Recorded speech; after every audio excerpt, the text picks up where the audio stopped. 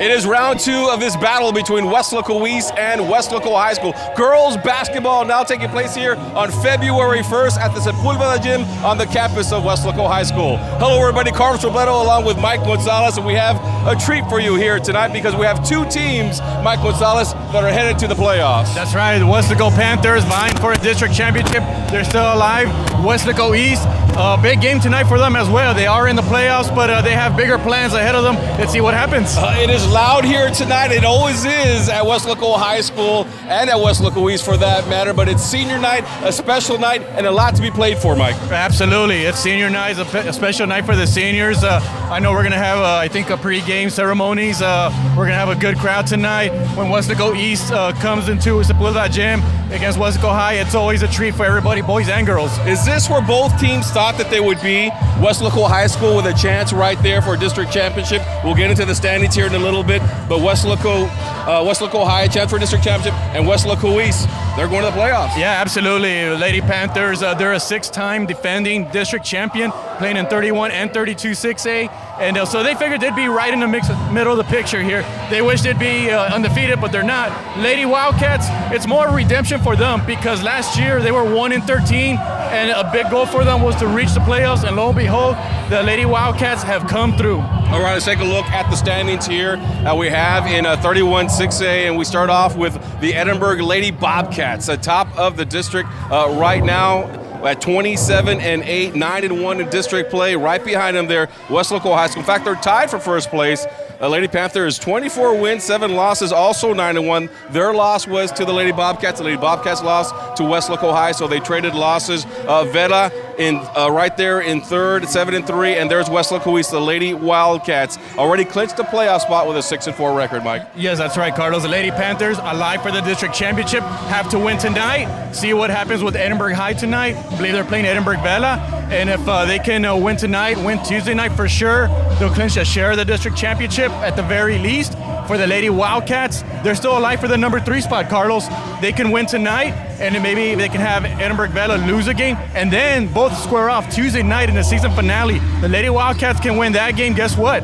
The Lady Wildcats go into the playoffs as the number 3 spot. Yeah, Vela in Edinburgh, the Lady Bobcats, they play each other tonight. Yes. So anything could happen in that rivalry game over there in Edinburgh. Absolutely, and it's funny because if you're Wildcats High, you're rooting for Edinburgh Vela. And if you're KWES, you're rooting for Edinburgh High. So funny how things work out. But yeah, a lot of action going on as the season ends in the final few games. Last couple of games now left here in the season. Not too early to start talking about the playoffs. And who do we have to look forward to perhaps in the next round of the playoffs for both these two teams? Well, and looking at 32 6A, that's going to be the first opponent for both of these teams. Right now we have Harlingen High coming in as the undefeated team at 8-0 coming into tonight. Harlingen South is at 7-1. Los Fresnos 4-4. Brownsville Hanna would be the number 4 team at 3-5. Harlingen High and Harlingen South are the 2 teams that have clinched over there in 32 6A. And Los Fresnos and Brownsville Hanna still have to win a game or have other teams lose in order for them to clinch a playoff spot. So if the season were to end tonight, the Lady Panthers would play either Los Fresnos or Brownsville Hanna, depending on if they get the number 1 spot or not. And KWES, as of tonight, our number 4 would play against Harlingen High. And Harlingen High is among the best teams in the Rio Grande Valley this year. So Coach Cromer really wants to get that number 3 spot if possible. Yeah, 32 6A, always a tough district, especially when it comes to girls basketball. All right, let's take a look at some of the top players for these 2 teams. And first of all, we'll take a look at KWES and we'll talk a little bit about Caitlin Rodriguez, a senior. 13 points is what she's averaging, 9 rebounds, 4 assists. Then you have Aubrey Adame averaging 7 points. And then the twins, the Tanguma twins, Janelle and Jamie, 6 points. That's what they're averaging, are the twins. That's right. We're talking about Caitlin Rodriguez, the best all-around player, can shoot, can rebound, can dish. She can play point guard. She can play the post. On Tuesday night, came through with a big game, started the game with 2 big 3-pointers to put the Lady Wildcats ahead 6-0. That's a senior leadership right there coming through for you.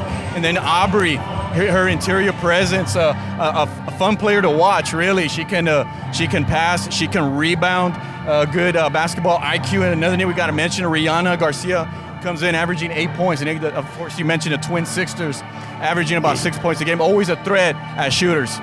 Coach Cromer has been coaching this team at West KWES for a very long time. He told me right before we came on the air that this is the most improved team that he has had from day one to now. If you think about it, Carlos, this is a team that was 1-13 last year in district, and then coming into tonight, they're 6-4. So what a turnaround. I mean, you can make an argument for, if you really look at it, as a potential coach of the year, but I know a lot of the media, a lot of people like to look at who won the district championship and things like that. But when you think about elevating the players, and you have a whole off season with them, working hard, a summer, and coming into the season, a lot of them probably didn't pick the Lady Wildcats to make the playoffs.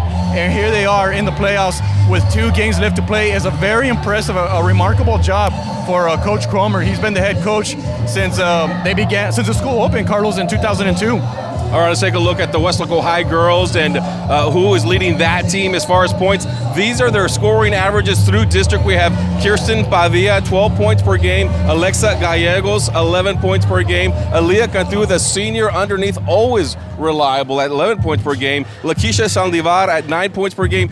She's not one of the top scorers, but also you can't forget about the senior, Jada Lopez, who distributes the ball, and she can also score as well. Absolutely, Carlos. Good all-around player, good basketball IQ. She can run the offense, or she can pass the ball. She can rebound. She can pass. And then we got Christian Padilla, as you mentioned.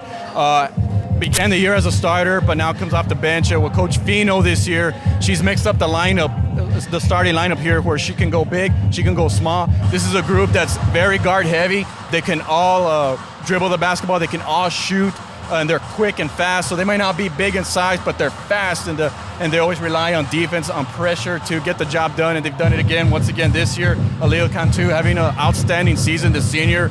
Probably the heart and soul of this team, doing an outstanding job, and they're going to rely on her to carry this team as the playoffs get here. And a 2-time MVP the last 2 years in Bri Peña, who went off to play college basketball. But this team has held their own without a real high-powered scorer on the team.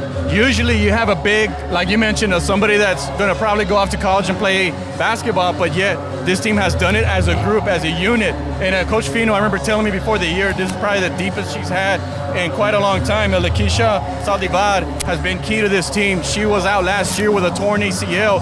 Missed her junior year, bounced back in her senior, has done an outstanding job shooting the basketball, and has helped the team out.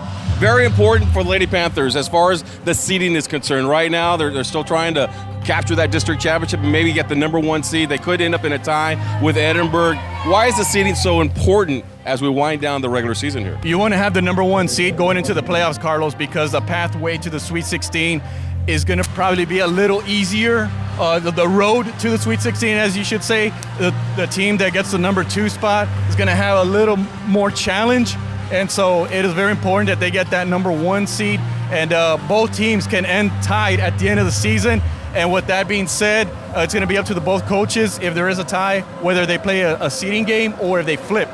All right, let's talk a little bit about this game here tonight. There's still a lot of basketball to be played. You know, the Wildcats, Lady Wildcats, have never beaten West Local High School, but here they are, probably one of the better teams that they've had in a while. Talk to me a little bit about what they're going to have to do here tonight in order to win this game. Well, I had a chance to talk to Coach Cromer last night, and the first thing he told me, Carlos, is we're going to need to score.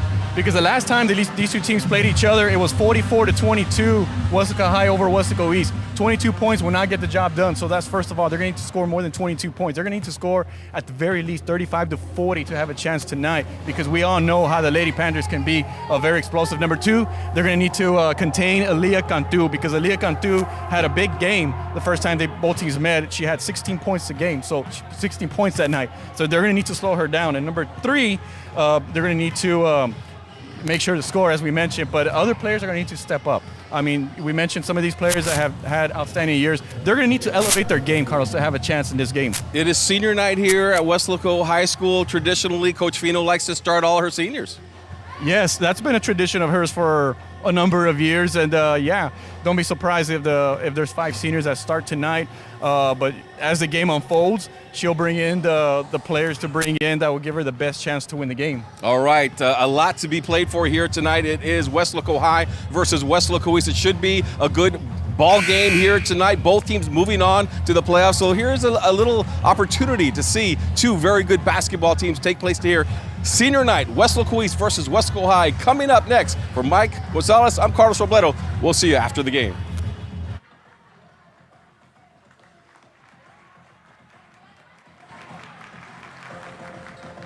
Check, 1, 2.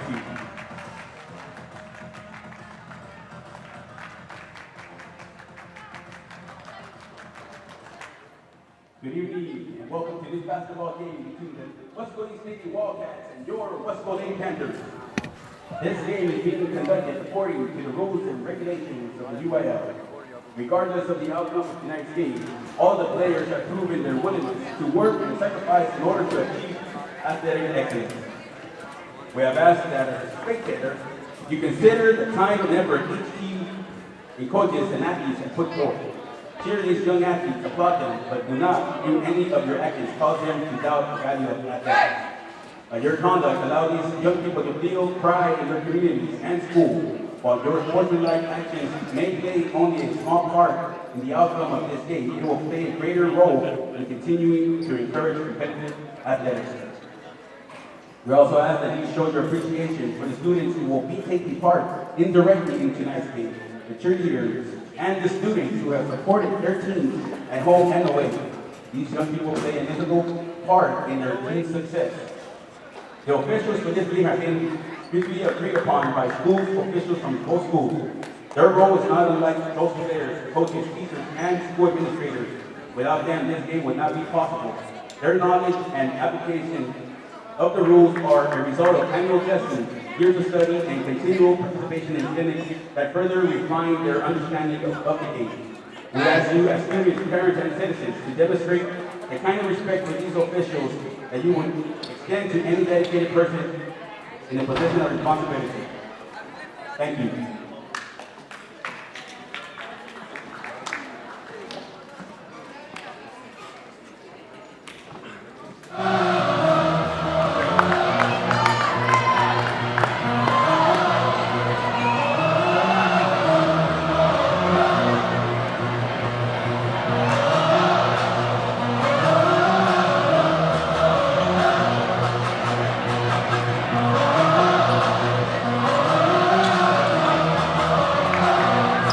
Okay, there we go.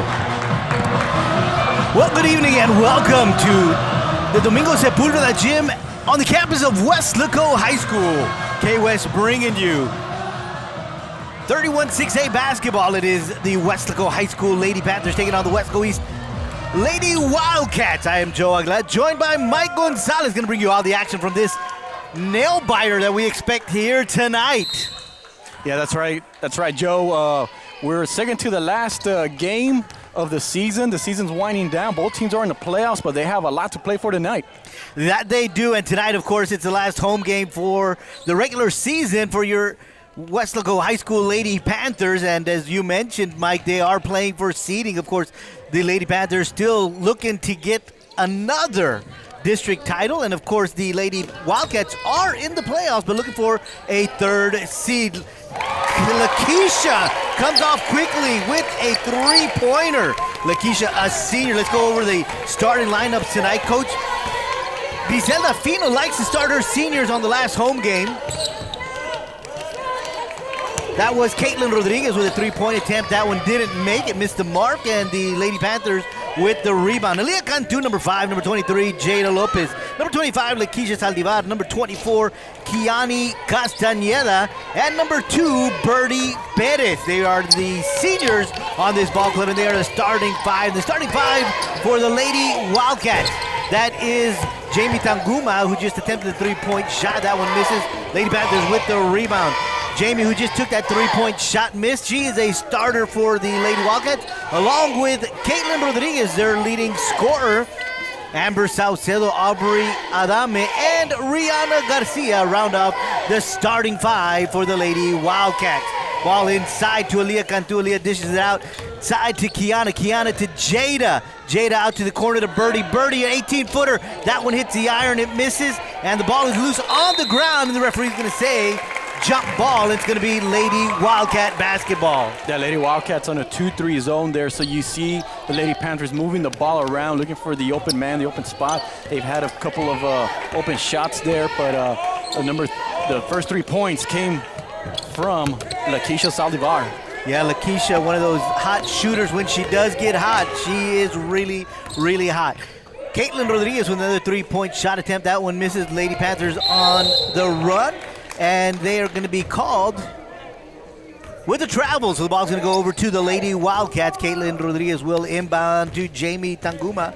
Had no backcourt pressure, so the Lady Wildcats will bring it across the timeline unscathed. Aubrey Adame out to Jamie, back to Aubrey. Aubrey going to try to drill lane. She decides not to go, dishes off to the right wing. Now Caitlin doesn't quite get a great handle on it. She loses it, and Birdie with the steal, and we've got a foul. They're going to charge Caitlin Rodriguez with a little push, and that's going to be her first foul of the night and the first team foul for the Lady Wildcats. Non-shooting foul, so they'll inbound from across the court, and they'll get it into Jada Lopez. Jada to Lakeisha. Back to Jada to the right wing to Birdie. Lady Panthers will pass around the perimeter, and Kiani with a home court roll. And she gets her first field goal of the evening, and with 5:20 to go here in the first period, it's the Lady Panthers 5, the Lady Wildcats nothing. Yeah, well said there, Joe. That perfect roll there. The ball just was kind of playing there with the rim a little bit, got the friendly roll, and got the field goal there. Jamie with the three-point shot attempt. That one hits the front iron. Elia Cantu with the rebound. And here come the Lady Panthers. Long cross-court pass to Lakeisha. Lakeisha's going to dribble out to her right, bring it back out to the top to Jada. Again, they're going to go back around the perimeter. They do that very well, and what they utilize is their speed to try to find someone open underneath. And Lakeisha with the running jumper, 8-footer, that one misses. And Aubrey with the rebound, and she brings it across the timeline. And then once she gets across, she's going to hand it off to Jamie. Jamie gets it right back to Aubrey. Amber on the right wing. This time on the left wing, it's another three-point shot attempt by Jamie. That one misses. Lady Wildcats have already attempted 5 three-point shots, and none of them have fallen. And they actually shot the ball well Tuesday night against Edinburgh Economides. And one of the things that Coach Cromer stressed to me coming into this game is that we got to score more than 22 points, because that's how many they scored when both these teams played each other earlier in the season. That cannot happen tonight if you want to beat a team like the Westaco Lady Panthers.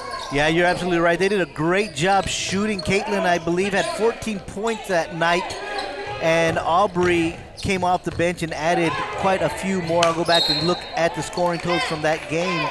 But that ball goes out of bounds. Last touch by a Lady Panthers. So it's going to be Lady Wildcat basketball. They'll inbound and they'll get to Jamie, and Jamie will bring it across the timeline for the Lady Wildcats.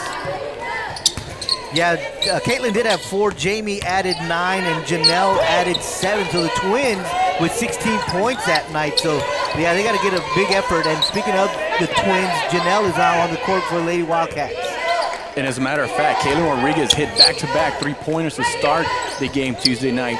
So they need that kind of start, Joe, to give this team some confidence. And there goes Caitlin with three-point shot attempt. That one off the front iron. Ball is loose, and Janelle trying to track it down, and she carries herself just a little too far, and it's going to go out of bounds. So it'll be Lady Panther basketball. 3:25 left here in the opening period. Lady Panthers leading 5-0 in this one. Alexa Gallegos on the court for the Lady Panthers. Sabrina Cerda has also joined her on the court as well. Alexa with a three-point shot attempt. That one misses. Aaliyah with another big rebound. Gives it to Alexa. Alexa trying to get it to Lakeisha. And Lakeisha smartly and very well keeps her balance and body control, able to knock it off or rebound it off one of the Lady Wildcats and get it to go out of bounds. And that's just her showing her IQ there, having the presence of mind. You see Aaliyah come through with a nice rebound in her first field goal of the night there, but just having the presence of mind to get the ball in midair and then finding a Wildcat defender and then strip it off of her leg, and it remained Wesco high ball, and it turned out to be a big play because they got some points. Yeah, that they did. They called the timeout on the court. The Wildcats did. Coach Cromer wanted to slow things down, get his girls, I guess, take a deep breath and just calm them down, because as we've mentioned, they've taken quite a few shots. They've had open looks, and they just haven't gotten them to go. Going back to Lakeisha, not only having the presence of mind, but the athleticism to be able to control her body and to be able to make a move such as she just did right now. And if you think about it, you only have a couple of seconds to, find a Lady Wildcat and try to, get it off of her. And just an outstanding job by Lakeisha. Just the presence, as you mentioned, knowing where everybody is at and knowing exactly where to throw the ball. And and keep possession, keep the ball, and giving your team a chance, just like she did. And sure enough, they got some points. Yeah, that they did. They were able to capitalize on that great move that she just performed. So we're coming back from the timeout. The Lady Wildcats will inbound from across the court. It's going to be Caitlin Rodriguez. She'll get it into Janelle Tanguma, and of course, no backcourt pressure. So they'll bring it across and they'll set up their offense. They got to travel. You mentioned right now there's no backcourt pressure, but as you notice, they brought some pressure here on the half court game, and they turned the Wildcats have a turnover here, so it caused a turnover. Yeah, that they did. So we've got 2:45 here left in the first period. Lady Panthers lead 7-0. Lakeisha dribbling off to her left. She's got a 12-footer. That one is in, and now she has 5 points tonight and extends the Lady Panther lead 9-0 with 2.5 minutes left here in period number 1. Yeah, here comes the pressure again. And another turnover. So now the Lady Wildcats, not the Lady Wildcats, the Lady Panthers have found something in their defense. Like, hey, you see how the Lady Wildcats are reacting to that defense. So I imagine that they'll keep doing that until East is able to make an adjustment. Yeah, what they did is they just wait for them to cross the timeline, and then they double team them. Ball is loose on the ground. It's going to be Lady Wildcat basketball. Leah Cantu going up there high. And she just lost her footing when she hit the ground, so she lost the basketball as she attempted to get that rebound. Aubrey has it stolen away, and there goes Jada with an easy lay-in. And Jada gets her first points of the night, and it's now 11-0 with 1:55 left here in the opening period. Once again, as that pressure defense, the Lady Wildcats are having problems reacting to it. And here we go, Lady Wildcats with the basketball. Here comes Amber. Amber looks like she is fouled, and she'll go to the line for 2. Amber, one of those young ladies who is able to put in a lot of points. They're going to say a non-shooting foul. It's going to be a foul on Sabrina Seven, a little push. That's going to be her first, and the first team foul against the Lady Panthers. Yeah, I see Coach Cromer talking to the official there. He feels like that was a shot attempt there, yeah. So nonetheless, they say it is not, that it was on the floor, so the Lady Wildcats will inbound. Janelle taking the point. She gets it out to Aubrey. Aubrey looking to try to drive the lane. Can't get nothing there. And now she's going to take one and has it blocked. Alexa with a great block there. And a shot taken by Janelle misses, and the Lady Panthers with the rebound. Sabrina Sedler with the rebound. She goes back up. She misses. Lakeisha on the fast break takes a shot. That one missed, and Alexa trailing comes up with the rebound, trying to put it back in, but wasn't able to do so. Lady Wildcats with the rebound. Now they've got the basketball with 1 minute left here in period number 1. Kaylin was trying to find her teammate down there in the block, was a little off, and another turnover by the Lady Wildcats. Yeah. And so it goes out of bounds. It'll be Lady Panther basketball. Jada Lopez with the basketball. Lakeisha from beyond the arc. That one's short. Sabrina with the rebound. Aubrey with the steal. And now Caitlin has the basketball. She'll bring it across for the Lady Wildcats.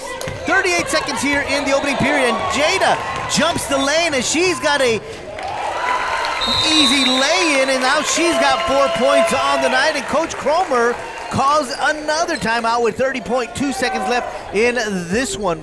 Something you rarely see, Joe, is a coach call timeout when there's only about 30 seconds left in the first quarter. But, I mean, the game is kind of getting out of hand here a little bit early on, and so he needs to kind of stop the bleeding a little bit and, talk to his team and make some adjustments there, especially on that pressure defense there. And so he's giving instructions to his team on what to do.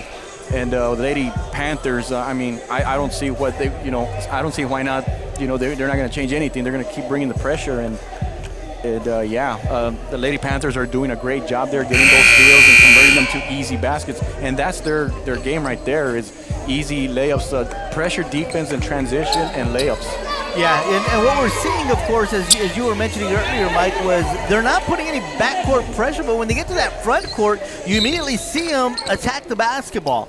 And so we've seen that here tonight. And now we got both twins on the court, Jamie and Janelle. They're going to dish it off to the right wing. That's Amber. And Amber's going to be fouled. They're going to call that one on Lakeisha. She picks up her first foul. That is the second team foul on the Lady Panthers here tonight, so it's a non-shooting foul. It's going to be inbounded in the corner to Jamie. Knocked away by Jada, so it'll remain in the hands of the Lady Wildcats. 20.4 seconds left here in period number 1. We were talking about Jada Lopez in the pregame show, how she helps the team out there. She does a little of everything there. She's done it with her scoring, and right there did a great job on defense.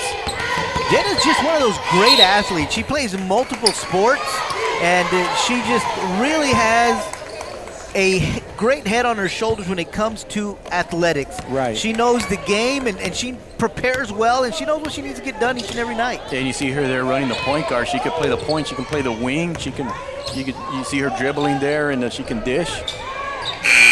Alexa with a three-point shot attempt, but I think that one was after the buzzer. So we are at the end of 1. And the score is the Lady Panthers 13, the Lady Wildcats 0. We'll be right back right here on KWES with period number 2. For those of you watching on YouTube, you guys will get the extra commentary as we are live tonight. Make sure that you share the link. Let people know that your Lady Wildcats and your Lady Panthers are live tonight, and they are playing right here in Weslaco at the Weslaco High School Domingo Sepulveda gym. Yeah, that's right, Joe. Excellent job by our staff giving you the images. This is whenever Weslaco East and Weslaco High get together, it's always something special for the community, and it allows those that are out of town, that maybe live in the upstate, perhaps in San Antonio, Houston, or Dallas, one of the bigger cities, to see their loved ones, perhaps, or a friend, or there's always a connection, and it's great. It's great to have this kind of technology, and we're here to provide. Absolutely, and we've got a good one here tonight. Lady Panthers leading at the end of 1. Welcome back to the Domingo Sepulveda gym right here on the campus of Weslaco High School. KWES bringing you this great intercity rivalry. The Weslaco High School Lady Panthers taking on the Weslaco East Lady Wildcats. Both teams, of course, are in the playoffs. Both teams are playoff bound. Weslaco still vying for another district title. The Lady Wildcats are in seed number 4. They're trying to get up 1 to seed number 3. Jada with the basketball out to Alexa. Alexa from three-point line. That one misses. Aaliyah Cantu with a great rebound out to Lakeisha. Lakeisha from the top of the key, and that one goes. Lakeisha with her second tray of the night. She's now got 8 points as she extends the Lady Panther lead to 16-0. We are early in the second period. Want to thank all of the KWES staff for the great work they're doing and putting on tonight's broadcast. And of course, if you are watching, make sure you share this link. Janelle with the baseline drive, goes up, misses, rebound, Lady Panthers. Alexa, she's going to drive. She's going to be fouled, and she'll go to the line. Yeah, great job there by Jada, looking for her teammate there. And even though Alexa hasn't scored tonight yet, she's been very aggressive shooting the basketball. And, that's what shooters do. They shoot.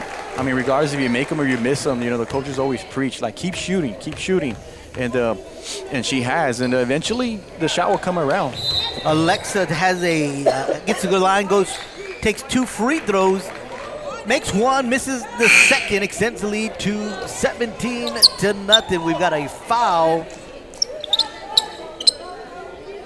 against the Lady Panthers. That was going to be on Sabrina. That's her second foul tonight. It's going to be the third team foul on the Lady Panthers. 7:12 left to go here in the first half. And we have a substitution, number 4, Daniela Garza, in for Sabrina Cerda, because Sabrina picked up her second foul, as you mentioned. So Coach Fino giving her young sophomore an opportunity here.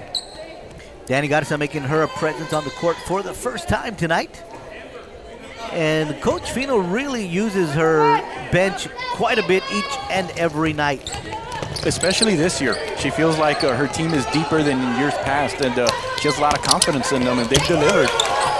Ball is on the ground. Amber hustles and tracks it down, and Jamie with a shot from 15 feet away. She's fouled, and she'll go to the line for 2. Yeah, Jamie probably could have shot it around the free throw line, but found an open lane, felt like she wanted to drive, and was able to draw the foul there, and will shoot a couple of free throws. Yeah, Danny Gonzalez picks up her first foul tonight. I'm sorry, they're going to charge that one on Aaliyah. Aaliyah is picking up her first foul tonight, and Jamie's at the line for 2. She takes a first shot. She makes the first one. Well, they always say the first points are always hardest to get, so now Lady Wildcats have that first few points, and let's see if it gets them going a little bit. And Jamie makes both of them. 17-2 with 6:50 to go here in the second period. Lexa on the right wing underneath to Aaliyah. She gets it under the basket to Danny. Danny up, takes a shot off the glass and in. Great job there by, I believe it was Aaliyah Cantu, wasn't it, that dished it down there? Yeah, Aaliyah Cantu saw Danny, got it underneath, got it to her. Danny goes up strong and gets the bucket. Amber underneath, they got a wide open Rihanna, and Rihanna off the glass and in. So Rihanna gets her name in the scorebook as well. And now it's 19-4 with 6:20 to go in the second period. Alexa from three-point land on the right wing. That one misses.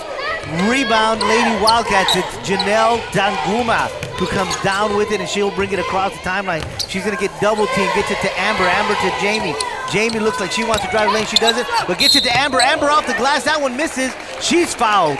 And now it looks like the Lady Wildcats are attacking that tough defense of the Lady Panthers. This time it is number 4 who picks up a foul. She's going to pick up her first one. That's Danny Garza. That's going to be the 5th team foul on the Lady Panthers.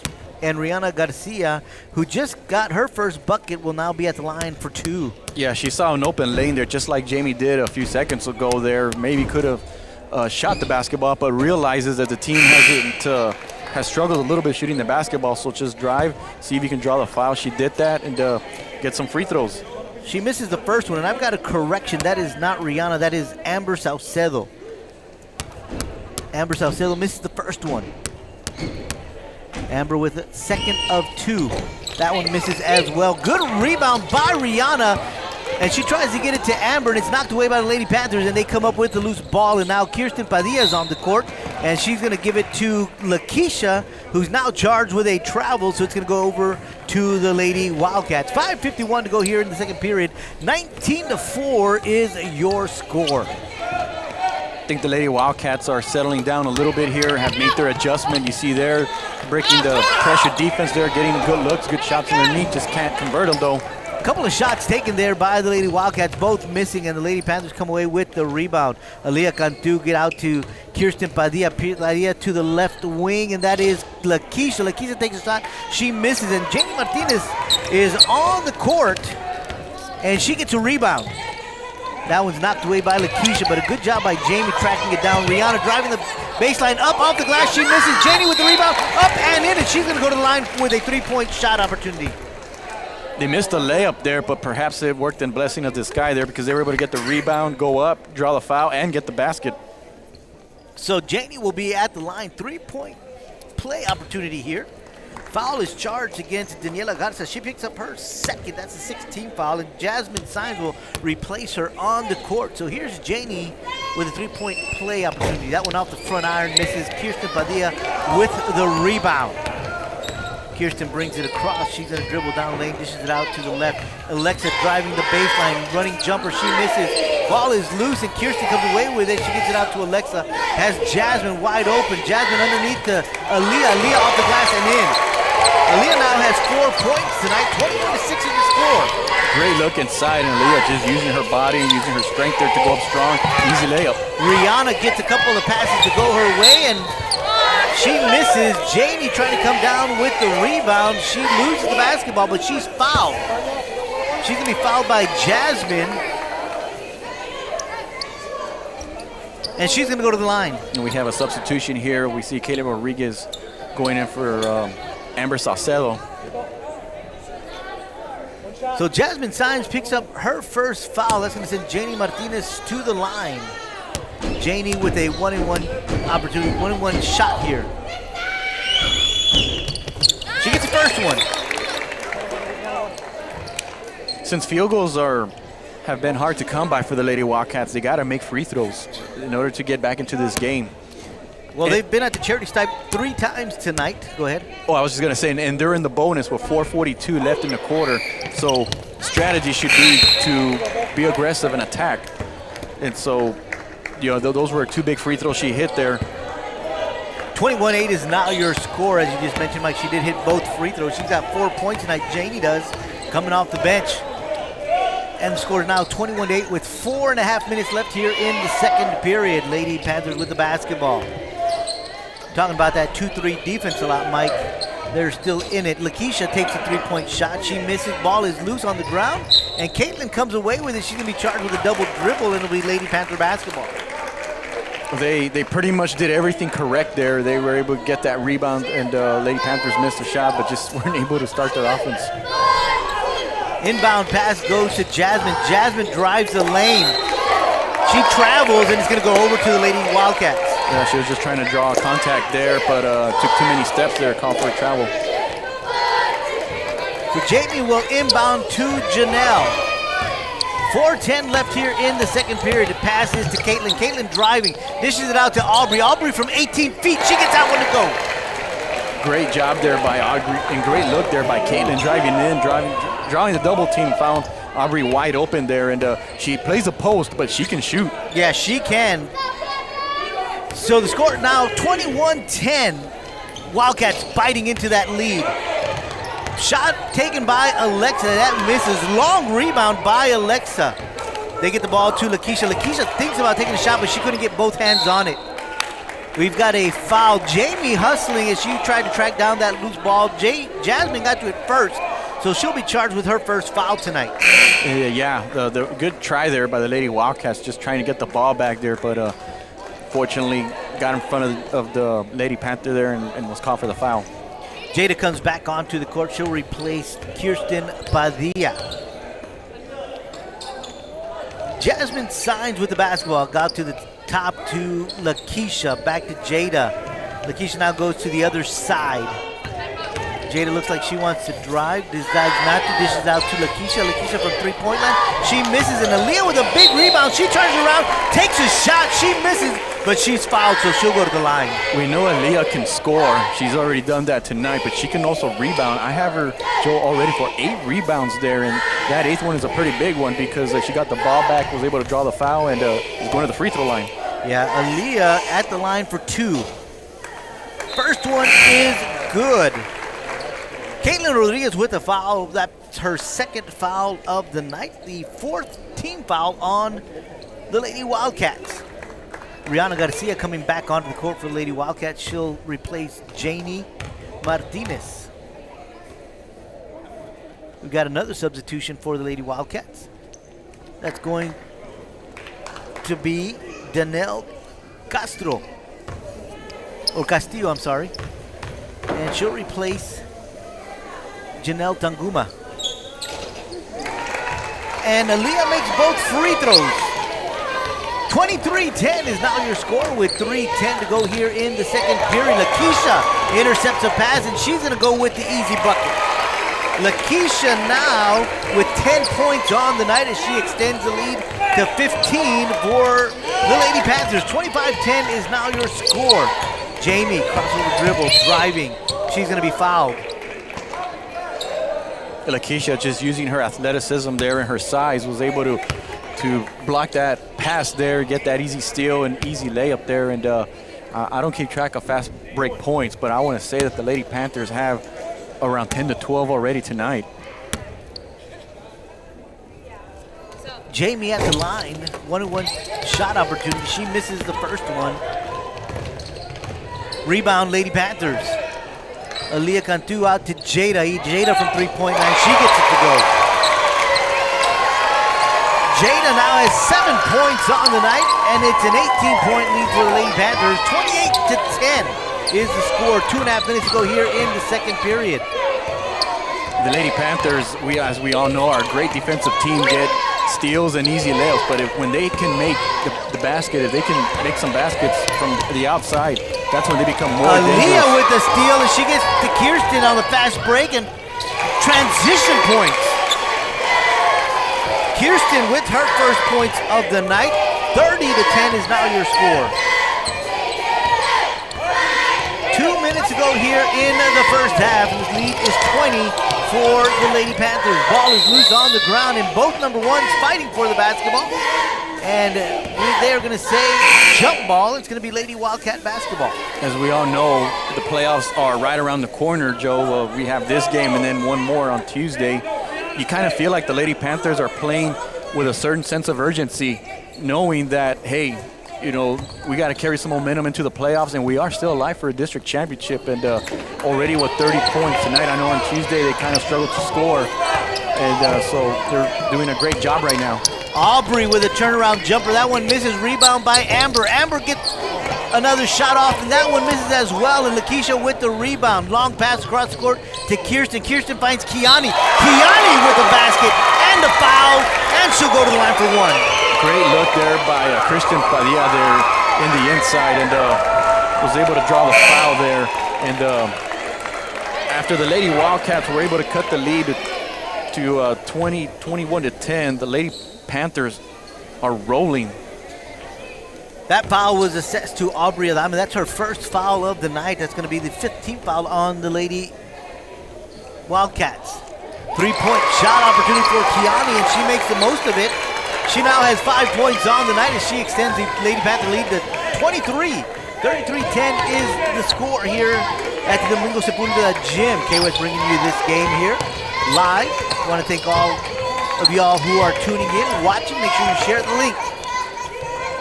Long pass across to Jamie. Jamie driving. She's going to go up. Takes a shot. That one misses. Rebound is Amber. Has a shot blocked. Kate Gadriel with the rebound. She takes a shot, misses. Ball is loose, knocked out of bounds. Last touch by the Lady Wildcats. And it's going to be Lady Panther basketball. Lady Panthers just making it difficult. They're swarming there on defense. Lady Wildcats are having a tough time getting a good look on the inside. Lakeisha with the move and the baseline takes a shot. She misses. Amber will bring it. She gets it to Jamie. Jamie being guarded by Kirsten. Catherine Gadriel from the top of the key. That one's short. Rihanna with the rebound and the bucket. Great. Go ahead. I was just going to say, we'll call that a pass. Good job there by the Lady Wildcats there on the reception for the easy layup. Rihanna with 4 points, and Lakeisha answers that one with her third tray of the night. She's now got 13 points as the Panthers lead 36-12 with 20 seconds left here in the second period. Amber trying to get the ball underneath to Catherine Cadriel. She gets it to her. Catherine takes a shot. She's going to be fouled and she'll go to the line for two. Lady Panthers right now are in a 15-2 run since the Lady Wildcats cut the lead to 21-10.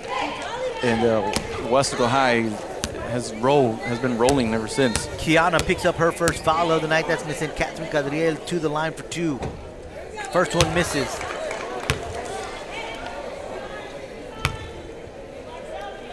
All 12 points for the Lady Wildcats have come here in the second period.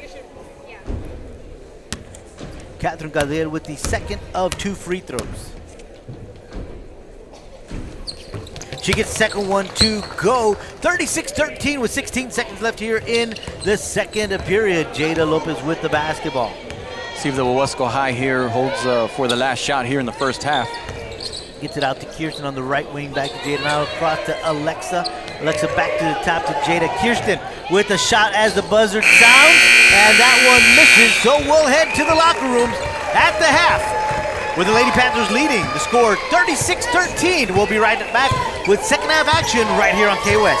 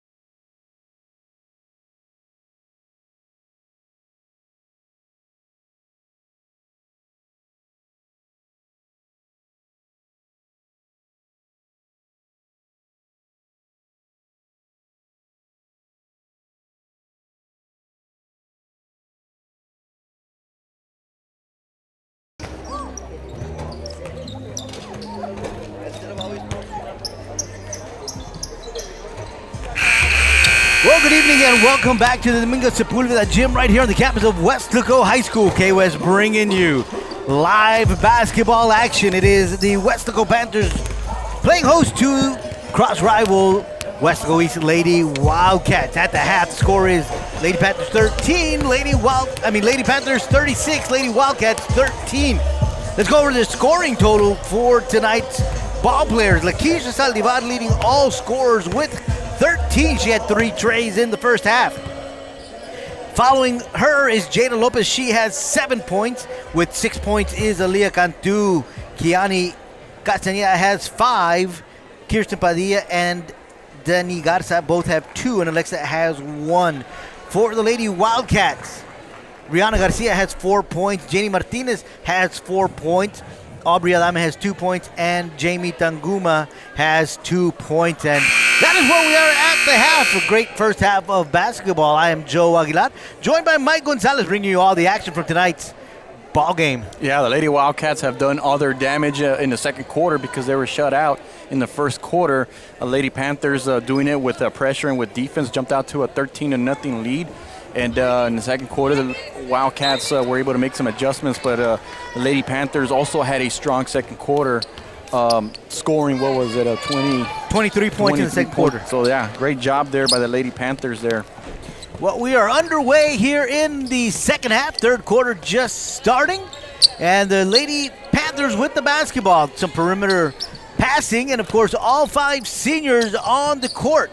Coach Fino, that is something that she does every regular season finale home game. Aaliyah Cantu with a bucket to add to her point total. She now has 8 on the night and extends the Lady Panther lead to 38-13. And as we were mentioning, Coach Fino likes to start her seniors as they finish out the regular season at home. And a quick basket by Caitlin Rodriguez. I believe that's her first field goal. That is her first field goal tonight. I was looking down at my stat sheet. Kiani misses. She gets her own rebound and goes up strong, and she'll go to the line for 2. I'll tell you what, going back to your point on starting 5 seniors there, some of these players that maybe don't play heavy minutes normally, but as you can see there that, she has enough confidence in her players that do come in and play on a night like this, on a special night, and making a contribution there. And great job by number 2 is the player for the Lady Panthers. The Lady Panthers is Birdie. Okay, she's doing a great job finding her teammate down there in the paint. Almost had a second assist there.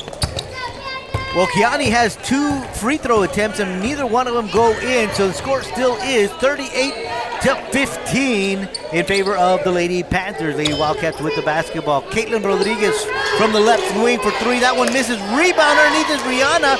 Rihanna goes up strong. She misses, but Amber Salcedo able to track down the loose ball, and so the Lady Wildcats hang on to the basketball. Here comes Caitlin Rodriguez outside to Salcedo. Salcedo, that one misses. Aaliyah Cantu with the rebound, and here come the Lady Panthers.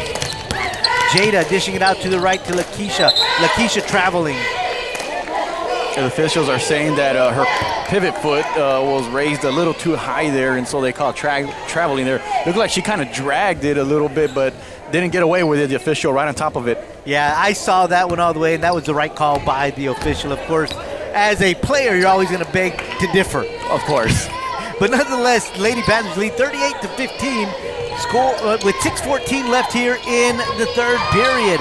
Baseline dribble, Rihanna. She stops. She has it knocked away by Aaliyah. Ball is loose, and Aubrey has it taken from her by Jada. And Jada's going to dribble it off the court. She's being challenged by by Amber, and Amber backs off.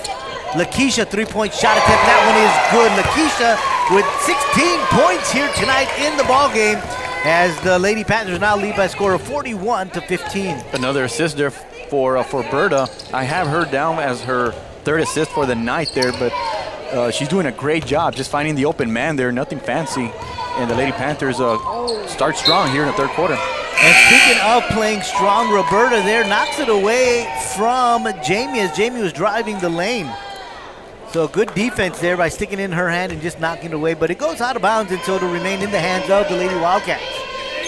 Inbound pass is to Janie Martinez, and she's tussled up really quick by Roberta Perez. Right, exactly. Right in the middle of the action is Roberta once again giving her team a big lift here. I'm sure Coach Fino's very happy about that. Possession area arrow favoring the Lady Wildcats, so they'll hang on to the basketball.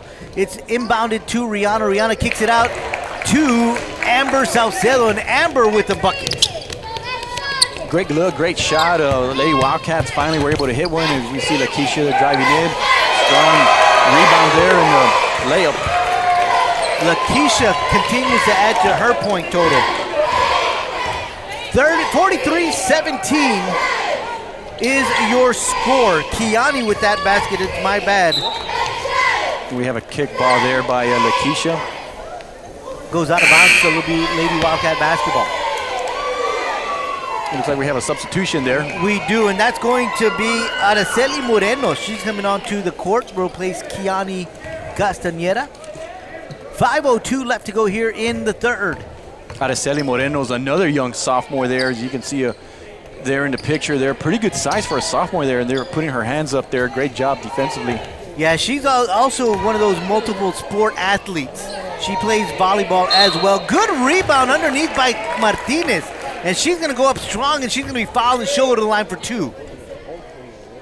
And Coach Fino giving her team an opportunity to come in and play some minutes here, because the big picture here, Joe, is that you're preparing yourself for the playoffs, and you want to gain as much experience as possible and give all these kids an opportunity to get those minutes in there. First one misses. 43-17 is your score. Lady Wildcats 5 out of 11 from the free throw line. Misses the second one as well. So with 4:40 to go here in the third, score is 43-17 in favor of the Lady Panthers. Lakeisha Saldivar with the basketball out to Alexa. Alexa underneath to Aaliyah. Aaliyah wide open, off the glass and in. Great look there by the Lady Panthers there, and they're making it look easy, but I mean, that's just great read there on offense there, and Aaliyah just finishing the thing off. Aaliyah with 4 points here in the third, 10 points on the night. Rihanna with the shot, that one off the back iron. Rebound, Jada Lopez.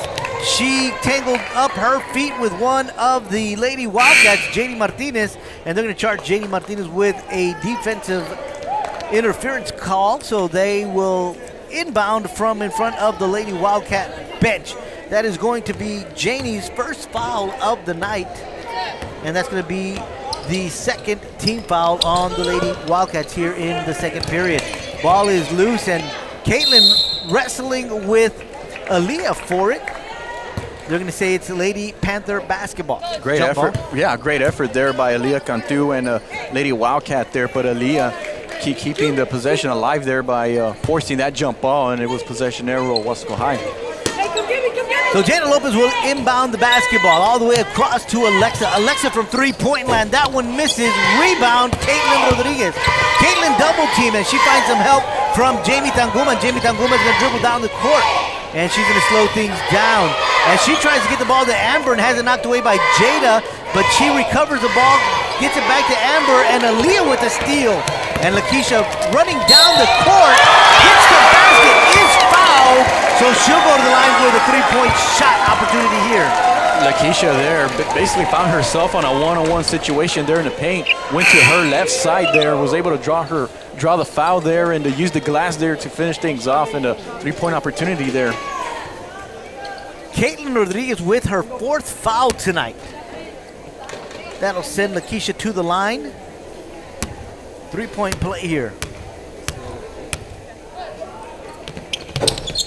It misses, and Selly with the rebound, and they're going to say she traveled. Did everything right, but took too many steps there. Yeah, I was just about to say she gets the putback, but they called her with a travel. So it's going to be Lady Wildcat basketball. 3:25 left here in the third. 47-14, the Lady Panthers lead this one. And you see the Lady Panthers now switching to a zone defense there, switching from a pressure defense to a little 2-3 zone there. Passes to Amber. Amber takes a shot, gets it blocked, but she gets her own block pass, but she goes a little too far. and she travels out of bounds, so it'll be Lady Panther basketball. And I just think it's Araceli Moreno, just her size there. I would say she's about 5'10", just kind of looking from where we're at there. And just her presence, I think, is kind of getting to the Lady Wildcats a little bit. Alexa with a three-point shot. She misses. Rebound, Lady Wildcats. A lot of hustle there by Catherine Gadriel. And the three-point shot taken by Janelle Tanguma. And she gets that one to go. Janelle with her first points of the night, and she makes it count. And that was passed by her twin sister, wasn't it? Yes. So the sister-sister combination there. And we see that a lot here on this Lady Wildcat basketball team. And Janelle is a left-handed shooter. Foul, Lady Panthers. They're going to charge that one to Jasmine Signs, so she'll pick up her second foul of the night. That's going to send Janelle to the line for 2. And no matter what happens tonight, Joe, the Lady Wildcats are in the playoffs. So, I mean, we still have a whole quarter and change left to play in this game, but you also want to build some momentum. Right, you want to go on a positive note. You want to go with some things that you can build on going into the playoffs. Janelle with the second of 2 misses, and the rebound with Araceli, but Araceli has it taken away by Catherine.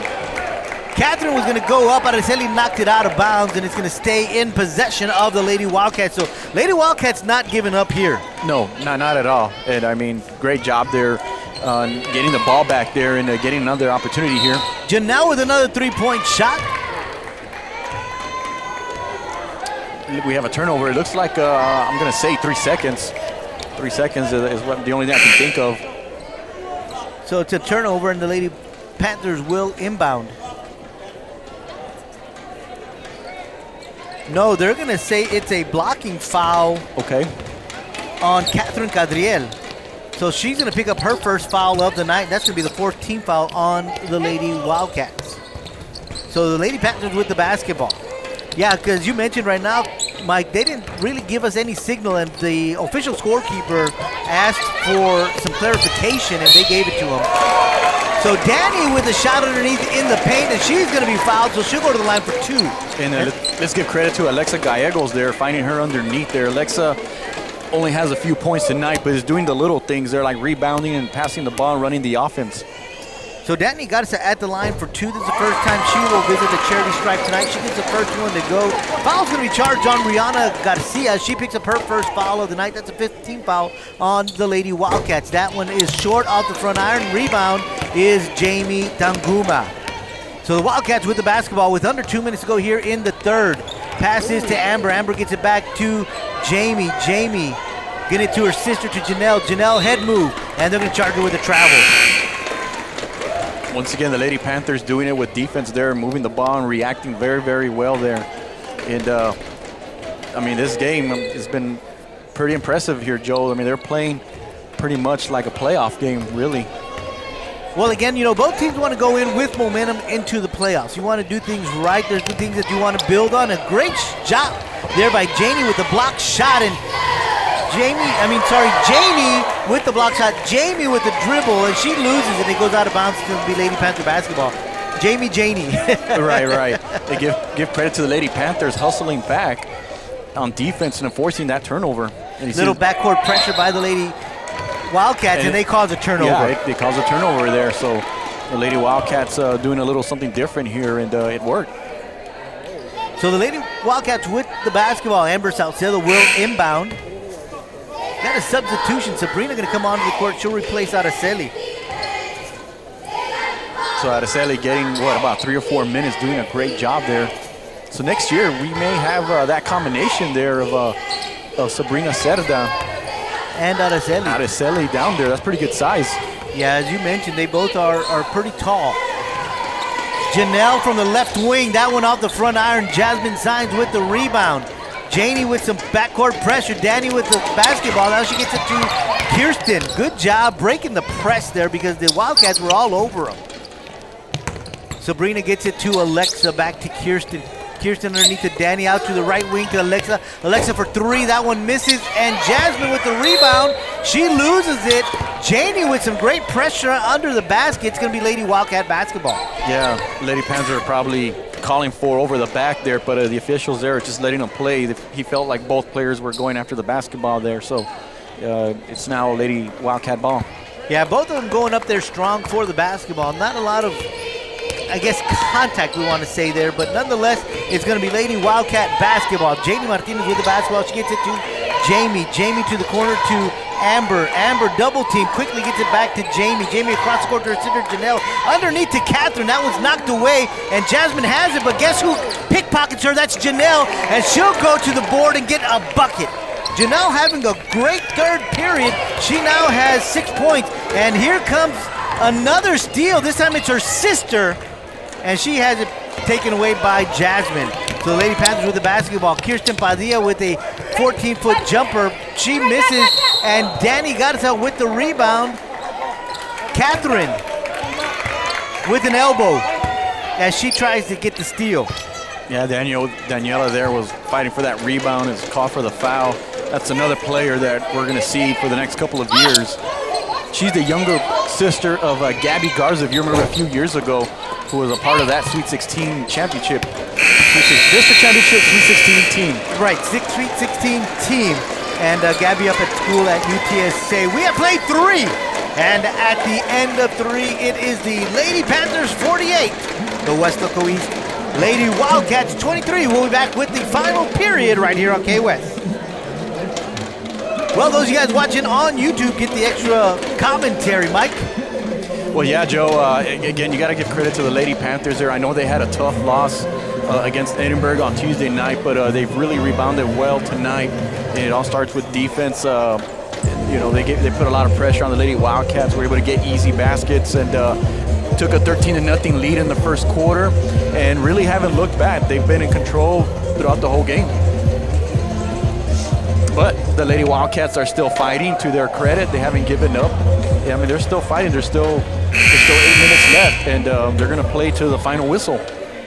That they will. And the Lady Wildcats, just really tugging away at that lead and really changing things up as we saw them in the third period, applying some backcourt pressure. And of course, as we've been talking about all night long, you really want to go in with some momentum into the playoffs. Well, the buzzer had sounded, and we are back for the fourth period right here on KWES. Lady Panthers taking on the Lady Wildcats as the Lady Panthers close out the regular season home schedule with tonight's broadcast on KWES. I am Joe Aguilar, along with Mike Gonzalez, bringing you all the action from this one. Well, let's go over some point totals. Leading all scorers is Lakeisha Saldivar. She's got 18 points on the night. Also in double digits is Aaliyah Cantu. She's got 10 for the Lady Panthers. 6 points Janelle Tanguma has, and she got all 6 points in the third period as she really came on strong for the Lady Wildcats. Janie Martinez with a shot. She misses. She gets her own rebound. She's going to take another shot, and that went off the front iron, and Sabrina with the rebound gets it to Kirsten. Kirsten going down the court. 3 on 2, but she decides to slow things down. Yeah, that's a smart thing to do. Oh, great look inside. And draws a foul. Danny Garza will go to the line after a bucket that she makes, and she is fouled by Catherine Cadriel, I think is what they said. I missed the number. But nonetheless, it's 3-point play there by Daniela Garza, and she makes the most of it. And what I liked about that, Joe, is that Kirsten didn't force it. She just, okay, let me slow things down. Let's run the offense. And, I find Daniela inside wide open and got an easy layup for the 3-point play. Yeah, the foul was on Catherine. She picks up her third foul of the night. That is the 7th team foul on the Lady Wildcats. Lady Wildcats with the basketball. Dribbling inside the paint, losing the basketball, and Aaliyah Cantu comes away with it. Kirsten brings it across the timeline out to the right wing to Alexa. Back to Kirsten. Kirsten dribbling off to her left. She'll take a 17-footer. That one misses. Jasmine with the rebound. Underneath the paint, takes a shot. Ball is loose. And coming away with it is Kirsten, but we've got a defensive foul on the Lady Wildcats. They're going to call that one on Catherine. And Catherine with 2 quick fouls here in the third. That's her 4th on the night. So she's going to take a breather. Got a couple of substitutions as Catherine takes a breather, as does Jamie Tanguma. Rihanna will come back onto the court, and Janelle will join her. And Danielle Castillo on the court as well. So Kirsten at the line gets the first one to go. And not only that, Joe, the Lady Panthers are in the bonus because the Lady Wildcats have 18 fouls. So Kirsten with the second misses. Ball goes out of bounds. So it's going to remain in possession of the Lady Panthers. 52-23 is the score. 6:58 to go here in the ball game. Kirsten inbound pass knocked away.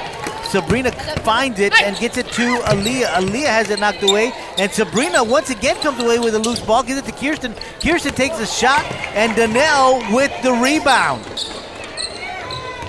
I want to give credit to Caitlin Sabrina trying to Selva. get the ball to Janelle, but Janelle wasn't looking, and Jasmine smartly intercepts that one.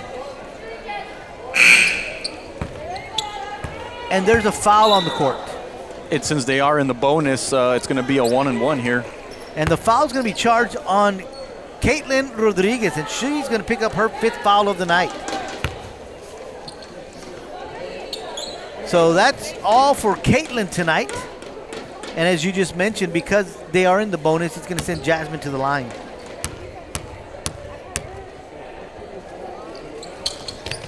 Jasmine, first one is good.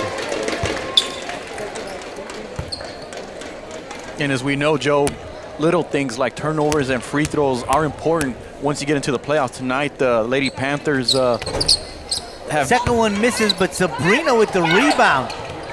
And Janelle takes the ball away from Jasmine, and Jasmine trying to get the ball right back fouls Janelle. So Jasmine's going to pick up her 3rd foul of the night.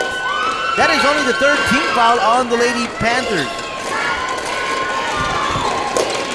Here the fans giving the Lady Panthers bench players a round of applause. He did an outstanding job here in the 3rd quarter and the early part of the 4th. Yeah, and they're going to come back with a big senior lineup. Jamie Martinez with a shot attempt. She misses. Rebound, Lady Panthers.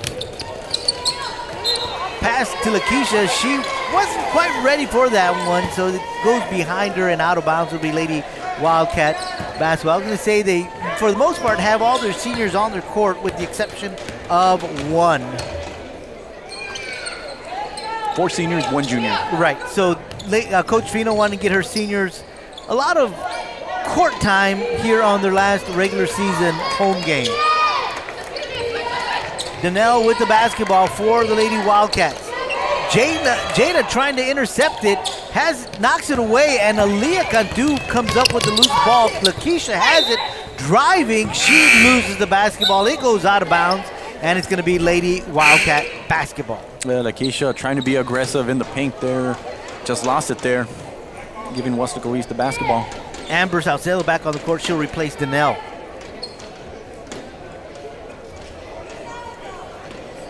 So it's going to be Lady Wildcat basketball. They'll inbound with 5:45 to go here in the ball game. It's going to be Jamie bringing it across the timeline for, Janelle bringing it across the timeline for the Lady Wildcats. Inside to Aubrey. Aubrey from 18 feet. She gets it to go. So Aubrey with a great turnaround jumper. She adds to her point total. She's got 4 on the night. 53-25 with 5:20 to go here in the ball game. Lakeisha from 3-point land off the front iron. That one misses. Aaliyah with the rebound off the glass and in. Aaliyah now with 12 points on the night. 55-25 is your score. Lady Panthers lead. Did most of her damage in the first half, but now coming on strong here in the 4th quarter. Yeah, she's got 6 points in the second half. She had 6 points in the first half. Has done a great job rebounding the basketball and has come up with some steals. So good all-around game, good solid night by the senior. Rihanna has the basketball. She almost had it taken away by Sabrina, but hangs on tight. They call a jump ball, and the possession area arrow favors the Lady Panthers, so they'll take over. They'll inbound it, and Jada coming across. Lady Wildcats waiting for them to bring it across.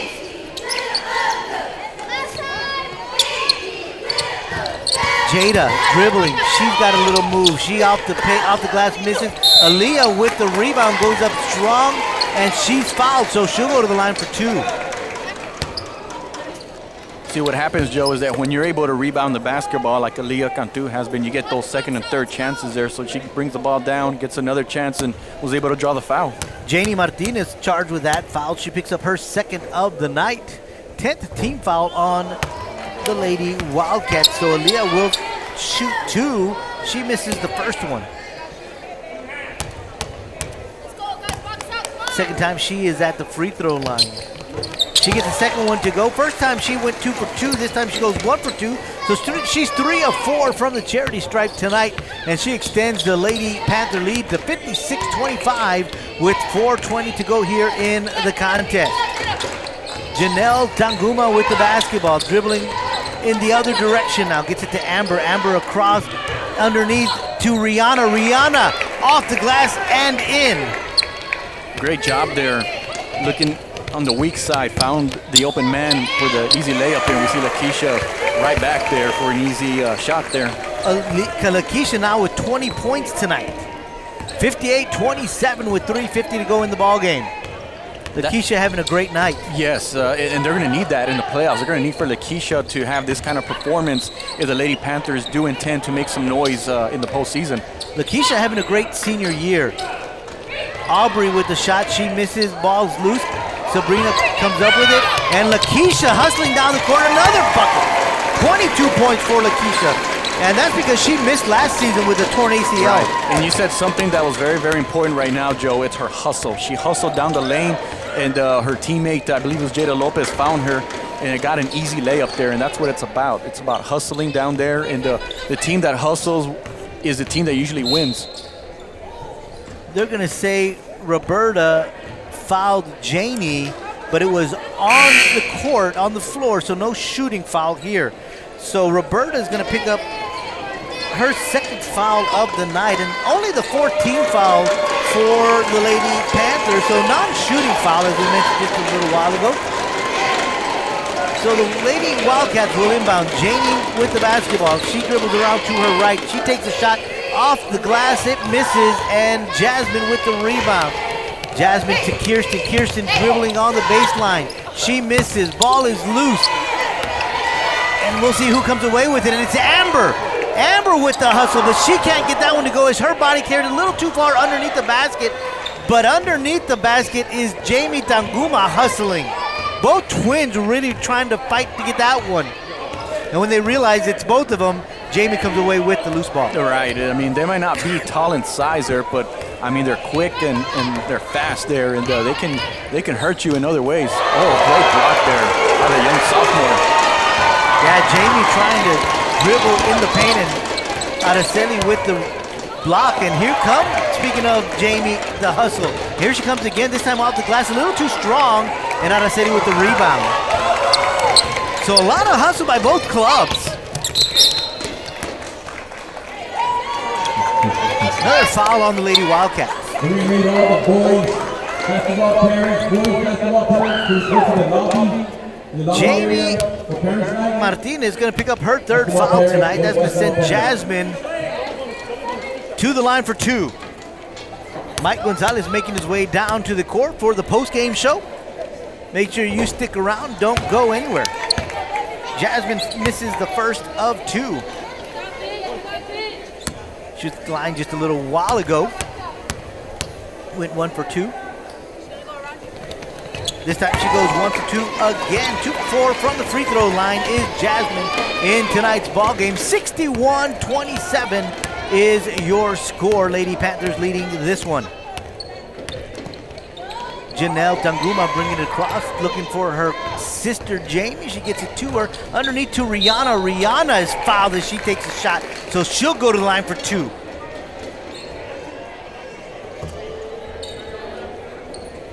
Foul is charged to Araceli Moreno. That is her first foul tonight. We've mentioned her name quite a bit, and she's played a very clean game. Rihanna with the first of 2. That one is good.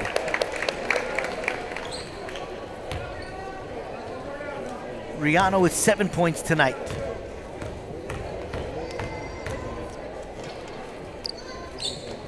Make it 8 as she gets both of them tonight.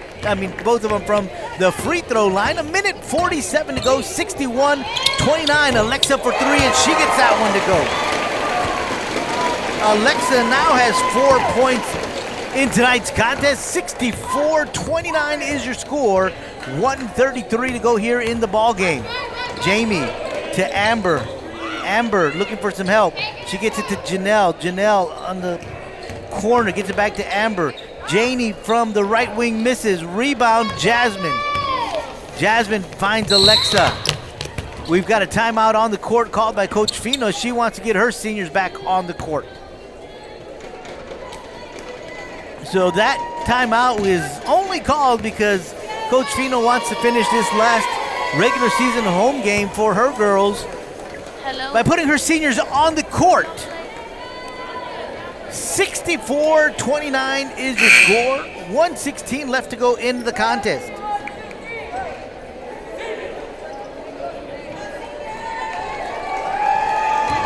Lady Panther crowd really getting into this one as they are cheering on their seniors. As their seniors close out the regular season at home by playing out the last minute and 16 seconds on the court. Again, want to remind you that both your Weslaco ball clubs are in the postseason. So tonight's game doesn't have any impact on the postseason, as we mentioned tonight, that they are both going to be playing. So, of course, Lady Panthers still trying to finish out the season and to capturing that district crown. Lady Wildcats right now sitting in 4th place with an opportunity to finish the season in the 3rd spot. Amber Salcedo driving off the glass, misses.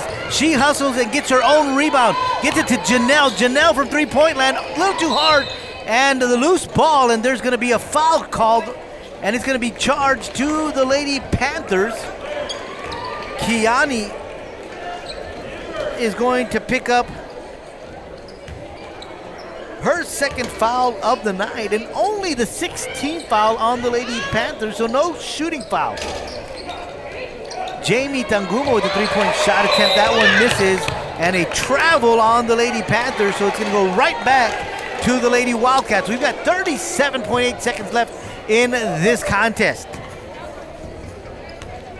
Want to thank the KWES staff for a great job that they have done tonight with their camera work and, of course, with the audio work as well. Don't go anywhere, because after the game, we've got the post-game show brought to you by Carlos Robledo and Michael Gonzalez. Janie got a whistle.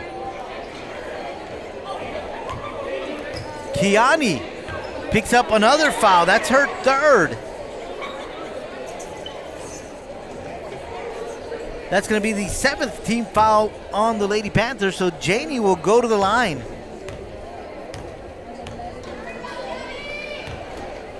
Janie 2 of 4 from the line tonight. First one is good. I'm sorry. She is 2 of 5. She's now 3 of 6. She makes the first one, so earns herself a 2nd free throw. Gets them both to go. 4 of 7 tonight is Janie Martinez from the free throw line. 35.6 seconds, and now the clock will stop as we finish out the last 30 seconds here in this game between the Lady Panthers and the Lady Wildcats. Birdie with the basketball. Jada driving. She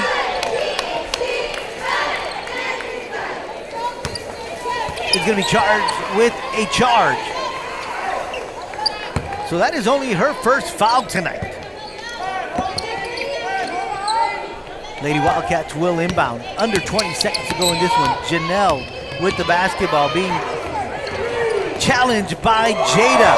She loses it, and Lakeisha comes away with it. She goes up and scores. Lakeisha goes up strong. Gets the a bucket and one.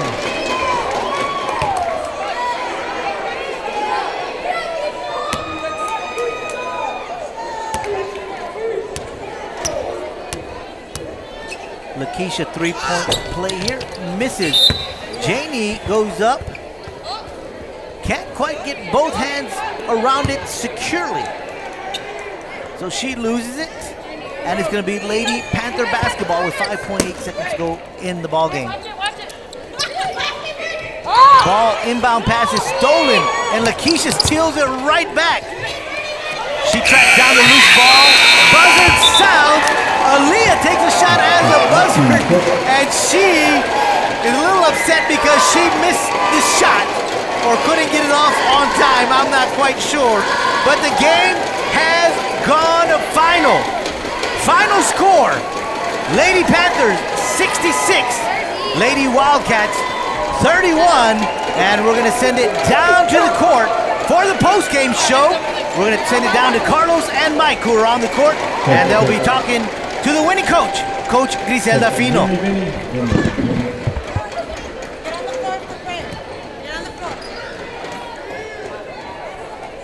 Just one team.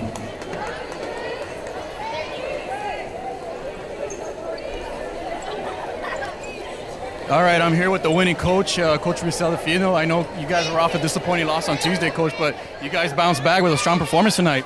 Yeah, I think we needed that. We needed a strong shooting performance. I think we needed a strong defensive performance after Tuesday night. And, I think the girls came back and worked hard this week, and it showed today. And one of the things that Joe Aguilar and I were talking about in the broadcast is momentum. You got to carry momentum into the playoffs. Do you feel like you guys did that tonight? No, absolutely. And what I like most is the fact that we went with all our kids tonight. Our rotations were a little bit different just because it was senior night also, and we definitely wanted to appreciate the work that our seniors have put in the last 4 years into our program. But the fact that we got everybody in the game and we got to see a little bit different rotations, that really was what we wanted to do, especially heading into the playoffs, and I think it paid dividends tonight. All right, Coach. Well, congratulations on a big win tonight. One more game to go. Yes, sir. All right. For KWES Sports, I'm Mike Gonzalez.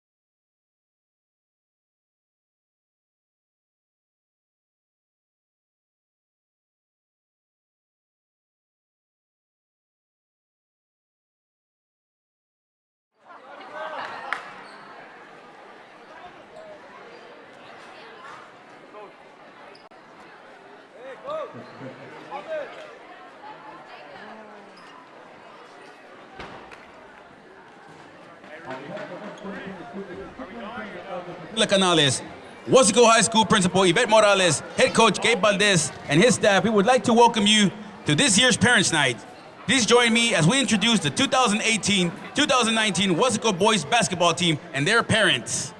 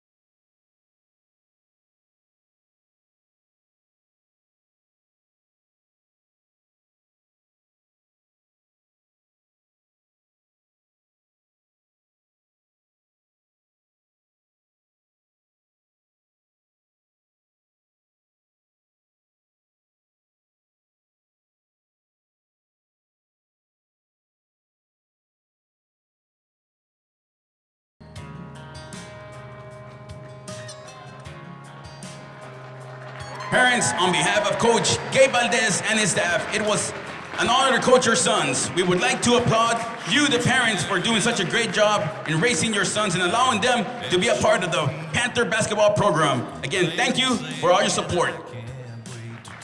Thank you, parents.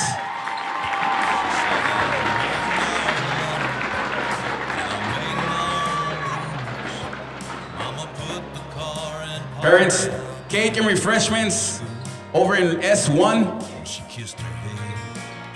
Right outside in the lobby area. S1, cake and refreshments for all the parents. Thank you, parents, for all the support.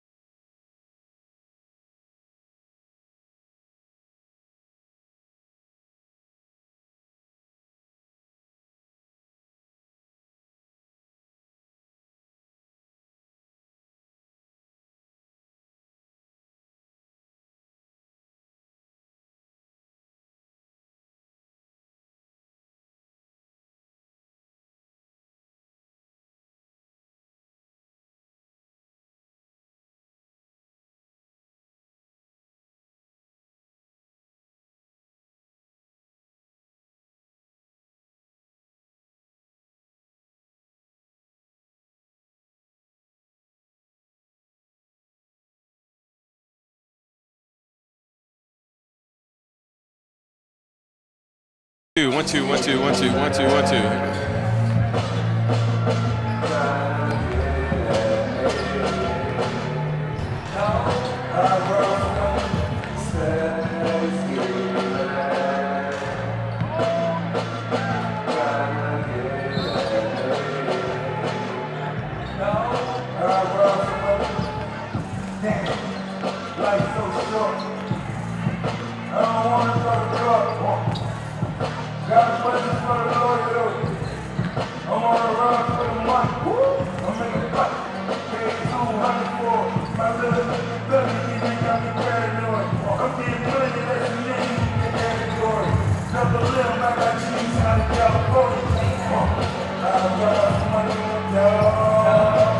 We're coming near the end of the basketball season, and we have one team getting ready for the postseason, the other fighting for pride here. Weslaco East versus Weslaco High, live here at the Sepulveda Gym on the campus of Weslaco High School. Hello, everybody. Carlos Robledo along with Mike Gonzalez, and this is the second game that we have here on KWES. We had the girls' game earlier. Now we have the boys, and Mike Gonzalez, the Weslaco Panthers, getting ready for the postseason once again. Once again, Carlos, have a lot to play for tonight. Wildcats, unfortunately, have had a little rough year, but they were playing for a lot of pride tonight, and I know they have a lot of pride in that program. They made the playoffs a few years ago, and Coach Martinez, I know, has his team ready to play for the Weslaco Panthers. It's about getting a big win tonight and moving on. Well, it's a senior night here at Parents' Night and Senior Night. Senior night for the girls, Parents' Night for the boys, and there was just a little pregame festivities where they honored all the parents of the Weslaco Panthers, and now they're warming up, so we should have a good game. It's a 3-day weekend. It should have a good crowd, a lot of electricity here. And no doubt about that, Carlos. And as a girls' game was going on, I noticed a lot of people were walking in for the boys' game. So it's nice to see the community come together for an event like this. And that's what it's all about, to see your loved ones, to see your friends on both sides, on both schools. And I'm looking forward to tonight's game. Should be a lot of fun. What is it about the Weslaco Panthers? It seems like every year, this time of the year, they're either battling for a district championship, right, or they are getting ready for the playoffs. Yeah, no doubt about that. I mean, they're in a very tough district this year. They haven't had some breaks go their way this year, but they're still in the playoff hunt and look to position themselves and possibly clinch a playoff spot tonight. All right, let's take a look at the standings here in the 31-6A, where at the top we have Edinburgh Economides 23-6 on the season, 8-1, and right behind them in the second spot, Edinburgh Villa 22-9, 7-1, half game behind Economides, and right there the Weslaco Panthers 23-8, quite impressive. Anytime you have more than 20 victories on the season, 6-3 in district, 2 games back, and then Edinburgh North, they are also in contention for a playoff spot right there, Mike. The Weslaco Panthers want to win, want to end up strong here, try to get a good seeding going into the playoffs. And that's what it's all about, carrying that momentum into the playoffs. And I mean, they're 2 games behind for first place, so they're still not out of it district-wise. They're going to need a lot of help for it, but the most important thing is to come up with a big win. I mean, they come into tonight's game having lost 3 district games by combined 5 points, so that tells you that they've been in every single game in district this year, but it's all about finishing, and I expect them to finish tonight's game. And I think anytime you take a look at, you're moving to a new district, there's some surprises, there's some unknowns in the Weslaco Panthers moving into this new district, but everybody, all the Edinburgh schools were all playoff teams from a year ago, so really no surprise that Economides is the number 1 team right now. I think we said it earlier in the season that the Edinburgh teams were going to be strong this year, but Edinburgh Economides, maybe not a lot of people expected them to compete for a district championship or looking to make school history and win its first district championship there with that 1-game lead. And Edinburgh Vela, we knew they were going to be in the mix, and we knew Edinburgh North was going to be in the mix. But the transition of both the Wildcats and the Panthers have had to make in 31-6A. And for the Panthers, they've come out to play this year, and unfortunately they've had a little bit of bad luck at the end of games. But but it shows how strong this district is.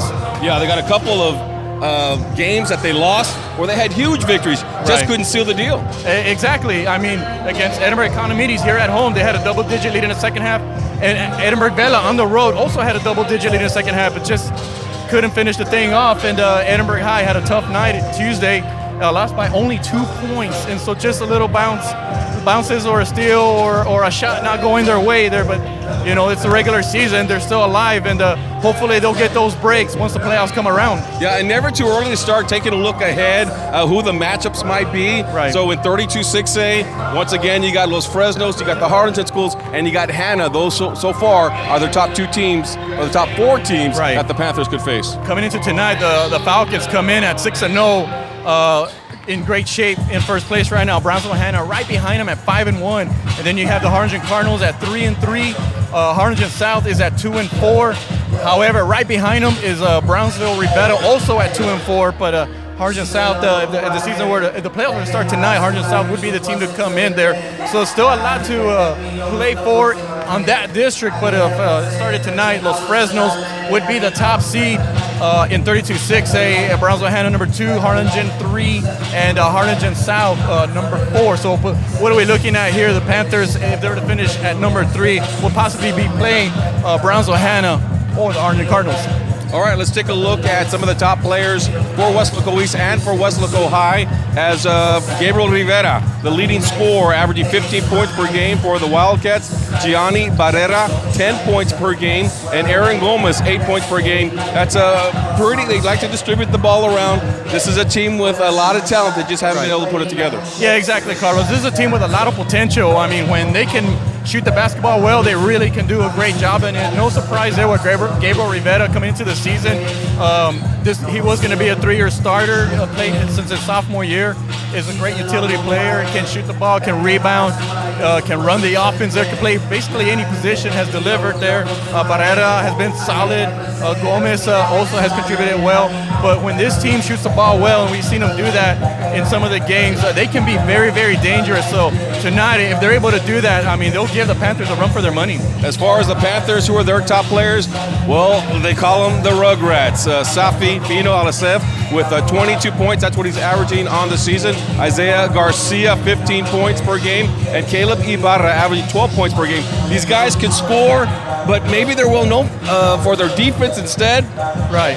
Well, Caleb Ibarra is probably their best defender. They're always guards their best opponent there. And watching him play this year, Carlos, it's just, I'm amazed of how tight he plays his defender, not letting his defender breathe at all. And then you have Safi Fino himself, just what an athlete he is, just a special player. Has done a great job averaging his 22 points. And Isaiah Garcia, probably the best shooter in this team, left-handed, but can also dish the ball, can also dribble. And as you mentioned, they come the Rugrats because they used to come off the bench the last couple of years, and they inherited the starting spots, and they haven't disappointed, have done an outstanding job leading the Panthers this year. Fino's such a tremendous athlete, handles the ball well, jumps pretty high. He's a slasher. He does a little bit of everything for this team. Yeah, no doubt about that. And I mean, on defensively, he can steal the ball there, and he can create basically on offense too. Looking for his teammates, finding an unselfish basketball player. And I mean, what a special talent he is. And I think the Panthers are blessed to have him these last 3 years. As far as Weslaco East, Mike, a win tonight, they're out of contention for a playoff, but a win tonight will be a bright spot for their season. No doubt about that, Carlos, because they're beating not only their intra-city rivals, but they're beating a team that's been going to the playoffs for over a decade now. They've been a consistent program in the Valley Power, so it would mean a lot to them to end the season on a high note, or at least this part of the season on a high note, beating their intra-city rivals. I can't recall the last time they beat the Panthers, but I know it would mean a lot to the seniors and for the underclassmen to carry into next year. Mike, talk to me about this game here tonight. We got a big game. It's going to be for both teams. You can throw the records out. Always a rivalry game when Weslaco East and Weslaco High are playing. No matter what the sport is, what are they going to have to do, each team, in order to come out victorious? Well, for the Wildcats, it's all about containing Safiel himself. The last time these teams played in the first matchup, he scored 25 points. So when I talked to Coach Martinez last night, he told me, he goes, we got to know where he's at. He goes, and he's got to make sure that there's somebody on him all the time, make him as uncomfortable as possible. And it's all about taking good shots. And I mean, we've seen that throughout the year for the Wildcats. They do take good shots, but they got to make those shots. The last time they played, they only scored 20 points. That cannot happen. They got to score, beat 40 to 50 to even have a chance to beat the Panthers tonight. Always talk about improving the teams, whether it's the Panthers or the Wildcats. They've gotten better as the season has continued, and we'll find out tonight which is the better team. Tip-off is coming up next. For Mike Gonzalez, I'm Carlos Robledo. We'll see you after the game.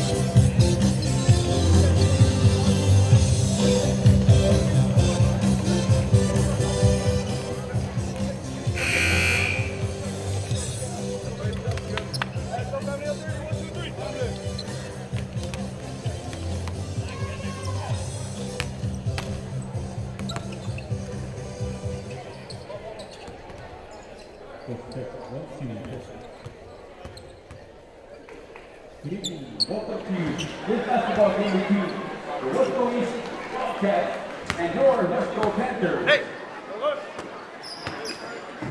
This game is being conducted according to the rules and regulations of the UIL.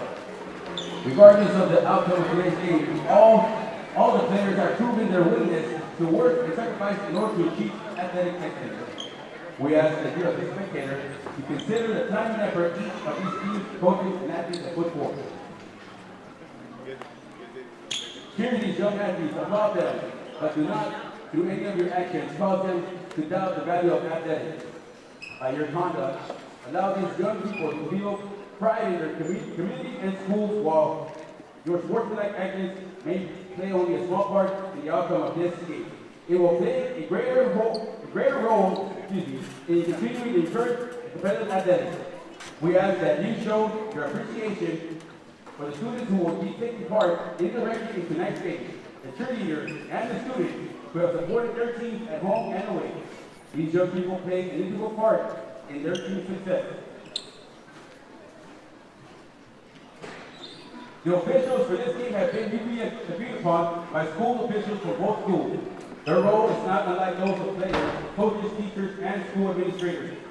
Without them, this game would not be possible. Their knowledge and application of the rules are a result of annual testing, years of study, and continual participation in clinics that further refines their understanding of the game. We ask that you, as parents, students, and citizens, demonstrate the kind of respect for these officials that you would extend to any dedicated person in a position of responsibility. Now please rise and remove our headgear for the singing of our national anthem.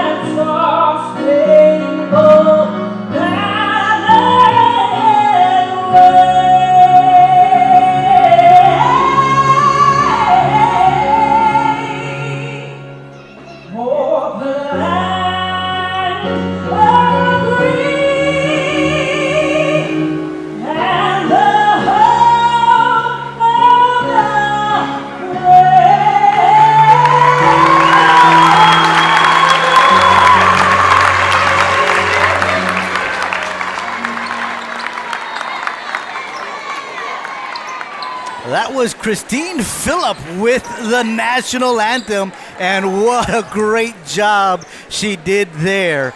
Well, we want to welcome you to tonight's broadcast. KWES bringing you 31-6A basketball.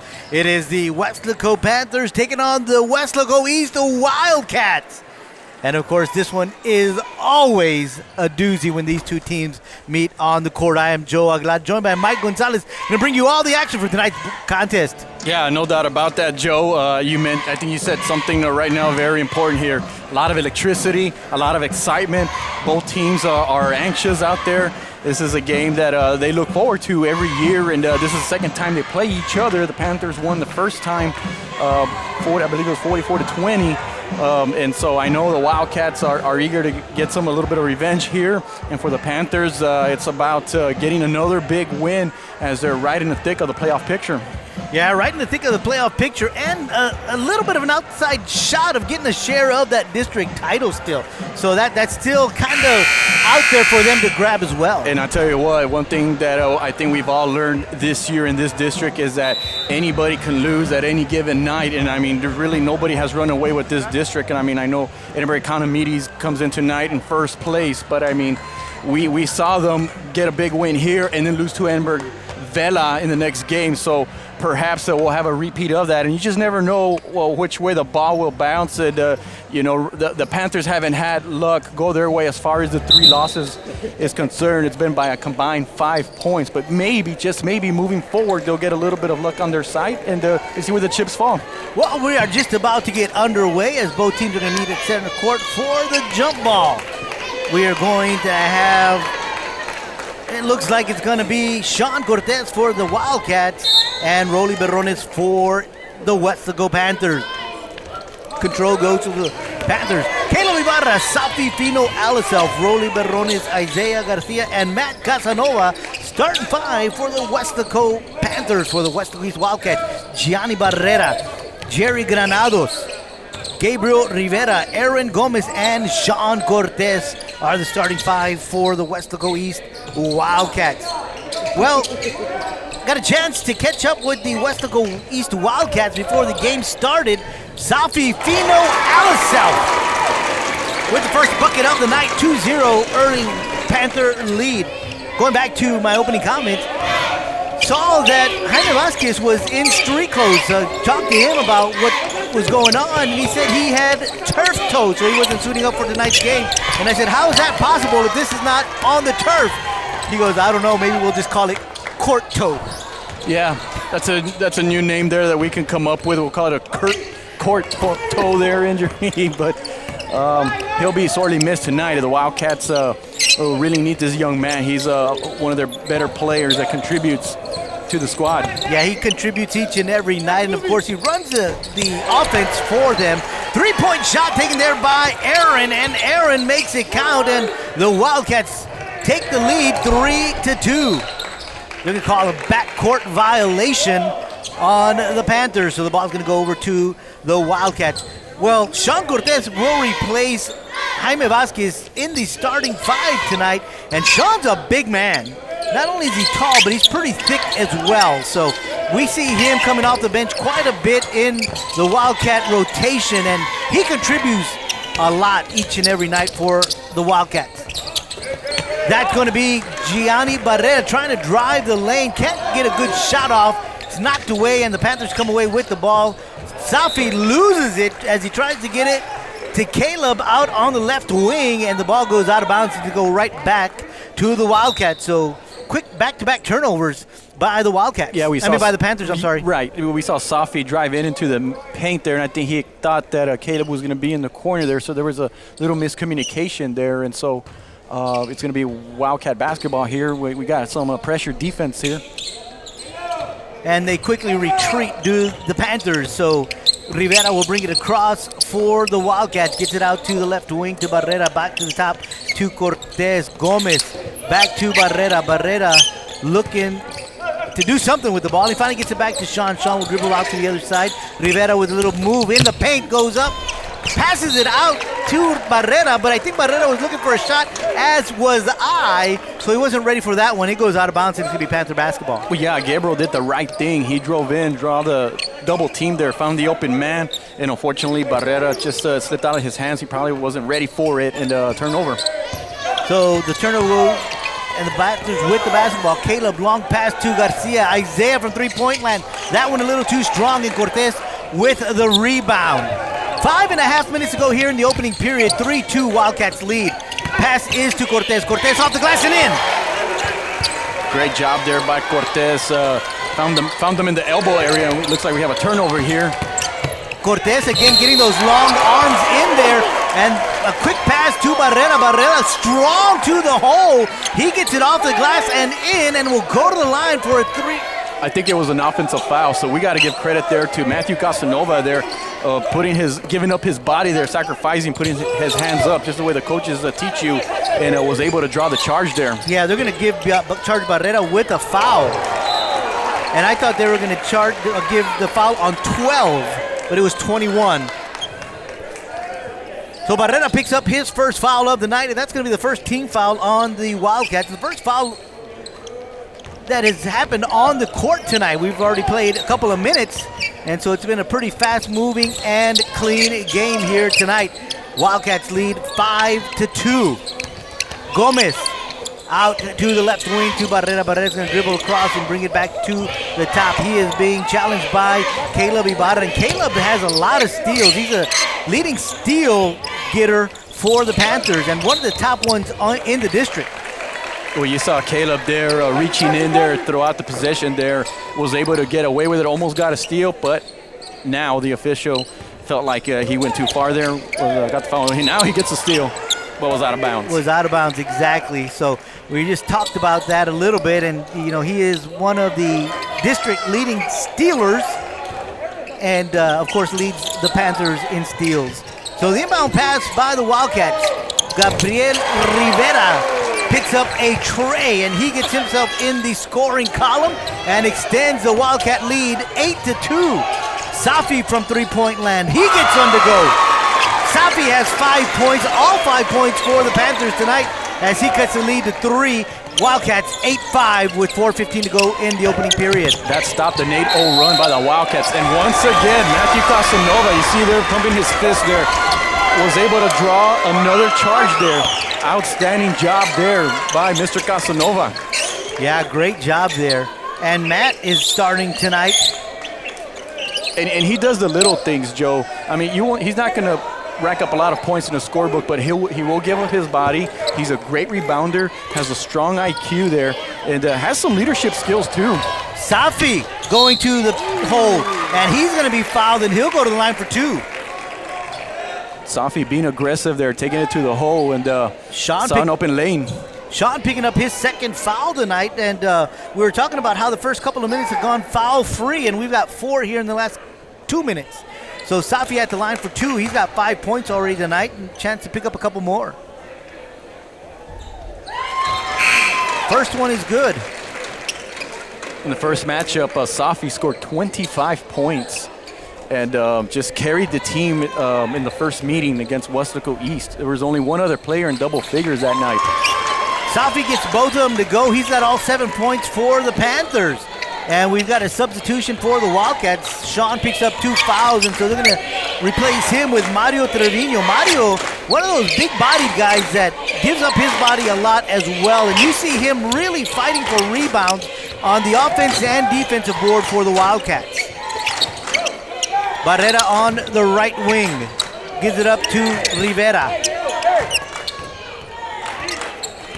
Rivera looking for something to happen. He gets it to Trevino. Trevino going out to Granados. Granados dribbling out to his left. Rivera looking to take a shot. Decides he doesn't want to. Gomez. Barrera. Barrera going to bring it out to the other side of the court. Wildcats taking their time running the offense there. As you see, they run a little spread there. Nobody really in the paint area. Everybody's kind of outside. Rivera dribbling to his left. He doesn't take a shot. Throws all the way across the court to Gomez. Gomez with a little move. He'll dribble into the paint. And now this one. What is that, number 3? Number 3. Third time Casanova has drawn a foul there. And so that means that the Wildcats now have 14 fouls.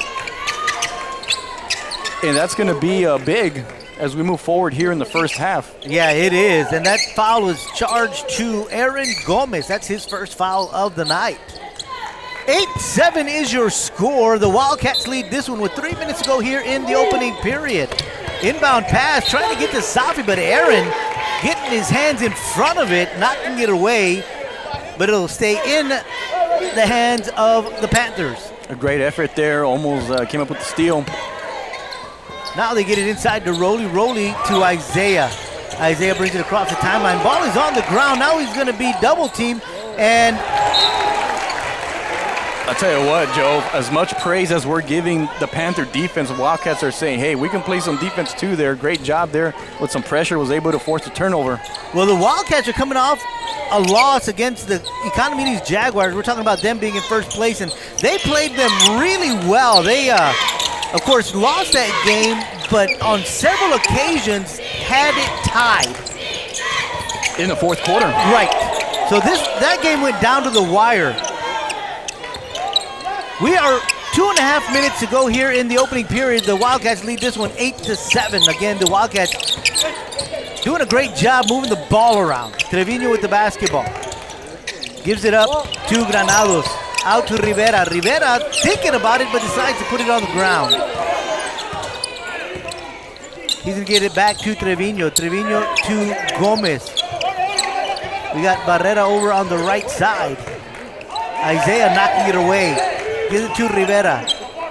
Under 2 minutes here in the opening period. Granados with the basketball. He's being challenged by Caleb. Trevino now. Caleb steals. He's got Matt hustling down the court, but that pass wasn't in front of him, so Matt had to stop for it. Gives it up to Isaiah, and Isaiah takes it to the rack, off the glass, and in. And he gets his first points of the night and gives the Panthers their second lead of the night. Isaiah actually had to split the double team. As you see, Safi with a steal and another easy layup. So the Panthers with 2 steals and 2 quick buckets are now up by 3 with 1:20 to go here in period number 1. So the Rugrats coming through here in the last few possessions. Isaiah with a steal, and then Safi there doing what they do best. Yeah, Caleb with the steal to Matt to Isaiah, and then Safi with the steal and just doing it all on his own. And yeah, the Rugrats really performing well in the final 2 minutes of this first period. Rivera from the corner, no basket. So this time Matt picks up a foul. Was able to draw 3 offensive fouls, but at that time the officials felt like he blocked.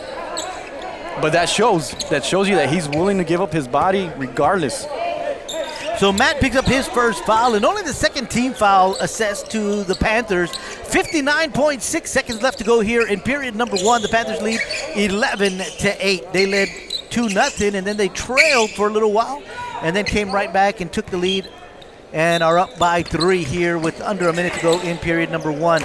Wildcats with the basketball, and they're going to inbound it to Barrera. Barrera gets it to Gomez. Gomez on the left wing. Gives it to Barrera. Barrera from 16 feet off the glass. A little too strong. Rebound Safi. And Safi will bring it across the timeline. He's going to slow things down and give it up to Caleb. Caleb to Isaiah. Isaiah from beyond the arc. That one a little too strong. Gabriel Rivera with the rebound. And they're going to blow the whistle, and they're going to say Caleb was out of bounds. Great effort there, though. Almost kept that possession alive there, but had his foot out of bounds. So the Wildcats with the basketball. Inbound pass goes to Rivera, and Rivera will bring it across. He's going to give it up. No, he's not. He's going to keep it over on the left wing. Gives it up to Barrera. Barrera at the top. 20 seconds left to go here in period number 1.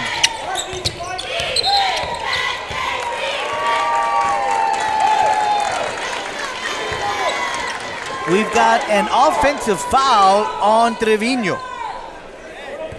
Mario Trevino picking up his first foul, but that's a 15th foul on the Wildcats. So Mario, as we know, is a great football player there, but in basketball, there's some things that you can't do, and he's an aggressive player. Kicks it out to the corner to Caleb. Caleb for 3, it misses, and Rivera gets way up there for the rebound, but the buzzer sounds, and we played 1 right here at the Domingo Sepulveda Gym in Weslaco. And at the end of 1, it is the Weslaco Panthers 11, the Wildcats 8. We'll be back with second period action right here on KWES. And of course, those of you watching live on YouTube get the extra commentary. So a great first period of basketball here, Mike. Yeah, absolutely. Nice, clean basketball by both teams. We saw the Panthers with the first basket of the game, but then the Wildcats rebounded with an 8-0 run, and then the Panthers finished off the quarter on a 9-0 run there. So just your typical basketball game. It's a game of runs, and we've seen both teams do that. And we've seen a little bit of everything. We've seen some steals. We've seen some people giving up their bodies. We've seen some great shooting. And so, yeah, it's a great start to this basketball game. Yeah, we talked about it before, and we've mentioned it a couple of times. Always a great contest when these two teams get on the court. Again, it is 11-8 at the end of one, and we're getting ready to start the second period. So we'll get back to television action in just a couple of seconds.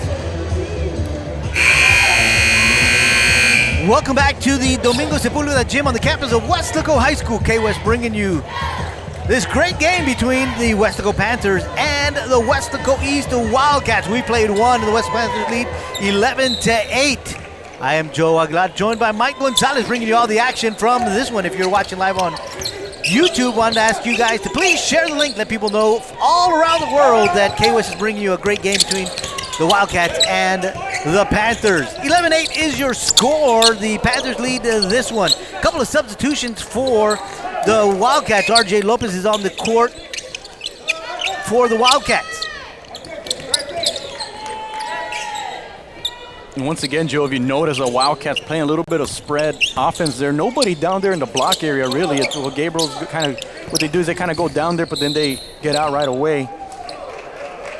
Safi picks up a defensive foul.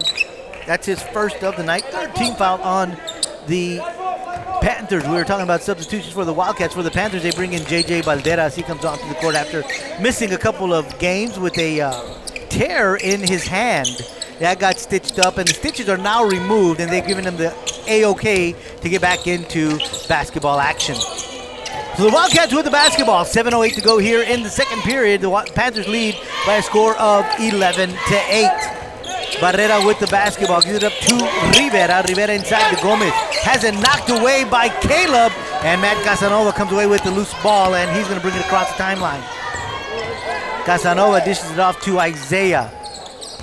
Isaiah to the top to Caleb. Safi looking to get it underneath to JJ. JJ, turnaround jumper off in the paint. He's fouled. The ball does not go in, but he's going to go to the line for two. We've seen the guards dominate the game so far, so the Panthers decide, hey, let's give the inside game an opportunity there, and J.J. Valderas positioned himself well down there in the block, was able to draw the foul and shoot some free throws. Aaron Gomez charged with that foul. He picks up his first foul of the night. The second foul of the night. That is going to be the 16th foul on the Wildcats, and J.J. misses the first of two. JJ with the second of two. He gets that one to go. So he has his first point of the night. 12-8 is your score. 4-point lead for the Panthers. 6:38 to go here in the second period. And Rivera will bring it across for the Wildcats. I'm sorry.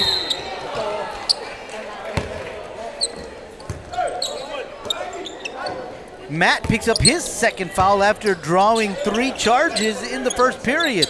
And with that said, we're going to have a substitution. Joshua Rodriguez will replace Matt Casanova. Joshua making his first appearance on the court tonight. We got another substitution. Caleb will take a little breather, and Rodney Garza will replace him for the Panthers. 6:32 left in the second period. Panthers up 12-8. Inbound pass is the Wildcats. Aaron Gomez takes a shot, that one a little short, and with the rebound is Barrera. Barrera to Granados. Good hustle there by Gianni to get that ball and keep it in the hands of the Wildcats.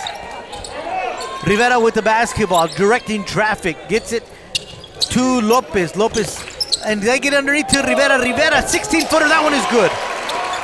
Rivera now has 5 points on the night, cuts the lead to 2. 12-10, Panthers lead. Safi with the basketball. Right wing beyond the arc, that one misses.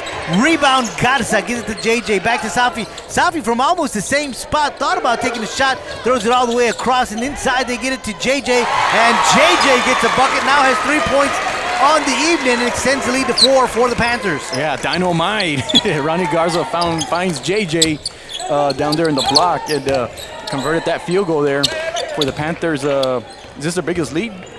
That it is. 4-point lead for the Panthers.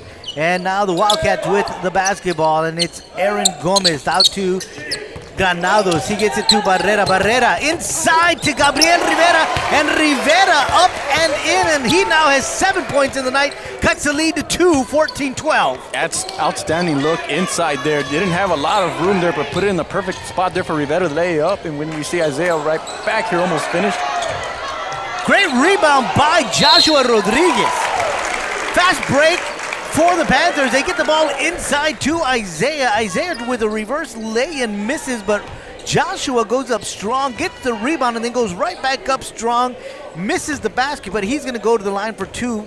Charged with the foul is Jerry Granados. That is his first of the night. I love the energy that both teams are bringing here so far in this game. They're really getting after it there, and it's a great game so far. Playoff-like, if you ask me. Joshua Rodriguez gets both free throws to go, so he's got 2 points tonight. Extends the Panther lead to 4. As you mentioned just a little while ago, 4 has been the biggest lead of the night. 16-12 is the score, 4:50 left here in the second period. Wildcats with the basketball on their side of the court. Good perimeter passing as they're trying to create something on the inside. Granados dribbling, he's in the paint. He has it taken away by Isaiah. Isaiah gets it to Josh, who's hustling, and Josh said no, travel. Too many steps, was trying to fake out the defender there, but moved his feet too much there. The official right on top of it there and called for the travel. So the ball goes the other way. Wildcats with the basketball. 16-12 is your score. 4:25 left in the second period. Rivera with the basketball for the Wildcats. He gets it to Granados. We've got a whistle. We got a offensive foul. Offensive foul. That's going to be on 25, Aaron Gomez, and that's going to be his third foul tonight. And something else worth mentioning is the Wildcats have now 18 fouls, so now the Panthers are in the bonus with about 4 minutes left here in the first half. Isaiah with the basketball. 13-foot jumper and good. Did you see the way he glided up there? It seemed like he was up there for about 3 or 4 seconds. Yeah, Isaiah is just a shooter. He can score from any, I meant to say he's a scorer. He can score from any part of the court. And as you mentioned right now, he hung up in the air. He's just got such a beautiful shot. Wildcats with the basketball. Barrera, good move. Gets it to Gomez. Gomez driving. He gets it out to Rivera. Rivera's going to drive. Rivera from 10 feet. That one's good. Rivera with 6 points here in the second period. He's got 9 on the night. Yeah, how about the senior carrying the Wildcats, and that's what seniors do. Outstanding job. Has basically hit from everywhere tonight. Has been there for the Wildcats there, and they need a strong performance from him. He's the captain. You know, he brings that three-year letterman. He's a 3-year letterman, and you know, to beat a playoff caliber team like the Panthers, you need a guy like him to elevate his game, and he's doing that so far in the first half. Well, we see that each and every night from Rivera. He's a guy that gives it all every night, and his leadership skills are evident everywhere we go. And RJ Lopez with a basket, and now the score is 18-16 in favor of the Panthers with 2:56 to go. So you have your star rising to the occasion, then you have the bench stepping up there. Great job there by RJ Lopez. Safi with another bucket. He's now in double-digit scoring with 11 points tonight. 20-16 with 2:40 to go here in the second period.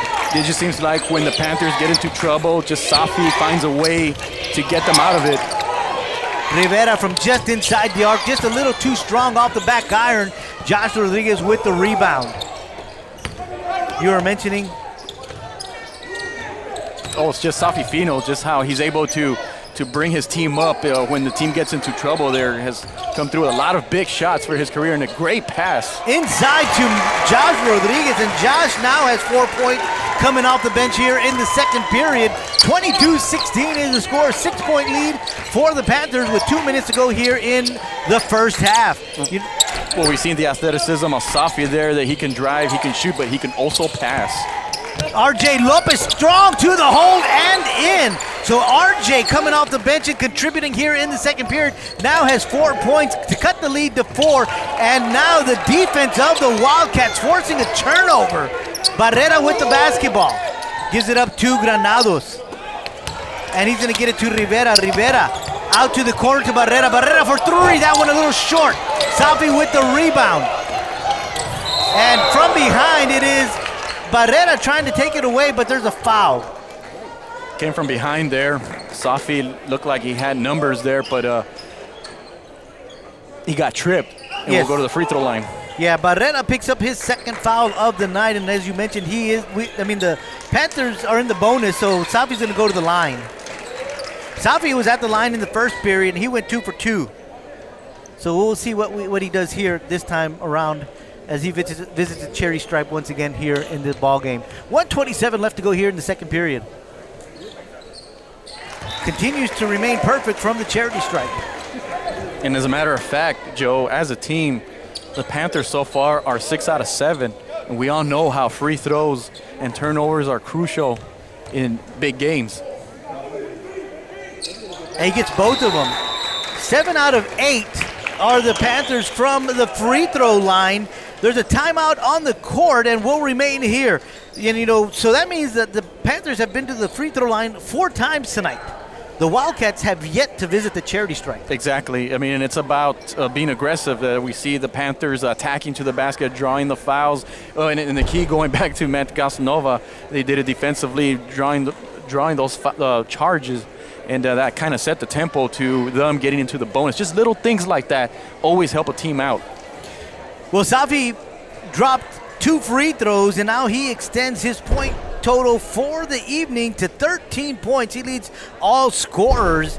And Rivera, he's got 9 for the Wildcats. So he leads the scoring for the Wildcats. But RJ Lopez, what a great second period he has had coming off the bench, and he's dropped 2 buckets in the second period. Right, and the Wildcats didn't have one single player in double figures in the first matchup there, so Rivera has really elevated his game here in the first half, carrying his team, and as you mentioned, the bench really coming on strong too.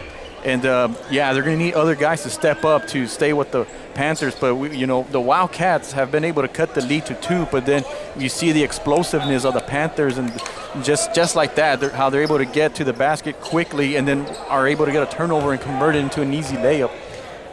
You mentioned the bench, Mike, and the Panthers have 7 points off the bench tonight. 1:27 left to go here in the second period. Wildcats are going to inbound the pass, and they get it into the hands of John Ramos. John Ramos making his court appearance for the first time tonight. Rivera dribbling down the court, and he takes a shot. He's fouled, so he's going to go to the line for 2. Great job there by Rivera. Going up, has a lot of confidence. You can tell going up, he feels like he can hit from anywhere on the floor there, and that time was able to draw the foul there. We mentioned Don Ramos making his first court appearance, as is Marco Noriega, and he gets charged with the foul. And this is the first time that the Wildcats visit the free throw line. So Rivera's going to take 2. He misses the first one. So here comes the second of 2 free throws for Gabriel Rivera and the Wildcats. He gets the second one to go, and now he is officially in double digits. 10 points tonight. Long pass down the court to Rodney Garza.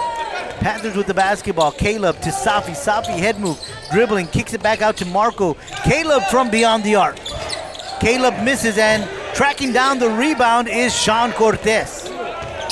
Great look there by the Panthers. Just didn't make it. I like the ball movement, though, where everybody was able to touch the basketball there in rhythm.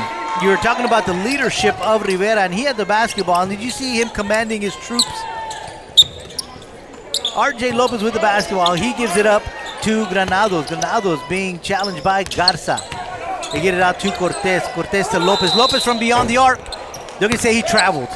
So the ball's going to go over to the Panthers with 36.4 seconds left to go here in the second period. Yeah, too many steps. He had a good look to the basket there, but I guess his hesitation is what drew the turnover there, the travel. Rodney Garza is going to be replaced by Isaiah. Isaiah back on the court. He's going to give it up to Caleb. Caleb to Safi. So a couple of quick passes between the Rugrats. And we're nearing the end of the half. We got about 20 seconds, so let's see if Safi holds it for the last shot. Safi being challenged by Gabriel Rivera. 10 seconds to go here in the first half. Safi dribbling out to his right. Turn around through the paint. And that one doesn't go. Rebound Cortez. Doesn't have enough time to get a shot off. And the buzzer tells us we are officially at the half. So at the half, it is the Weslaco Panthers 24, the Weslaco East Wildcats 19. We'll be back with second half action right here on KWES.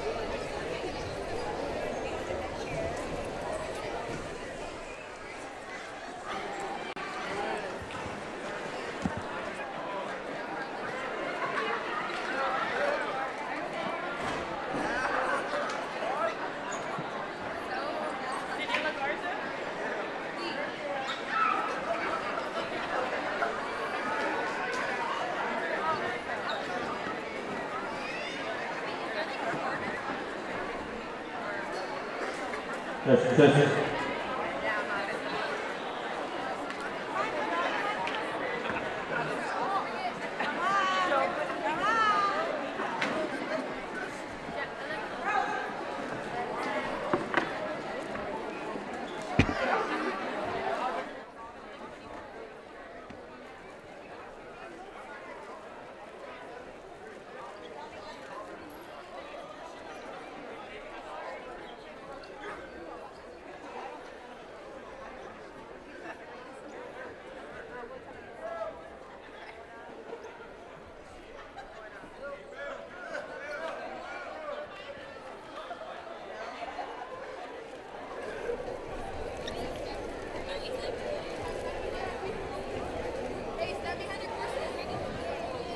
Good evening.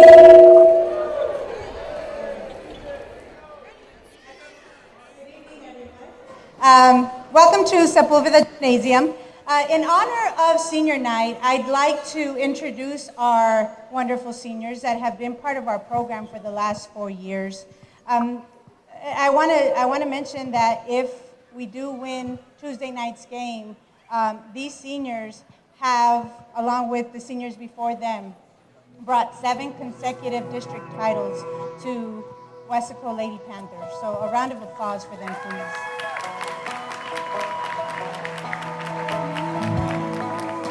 Let me tell you, this is a really special group.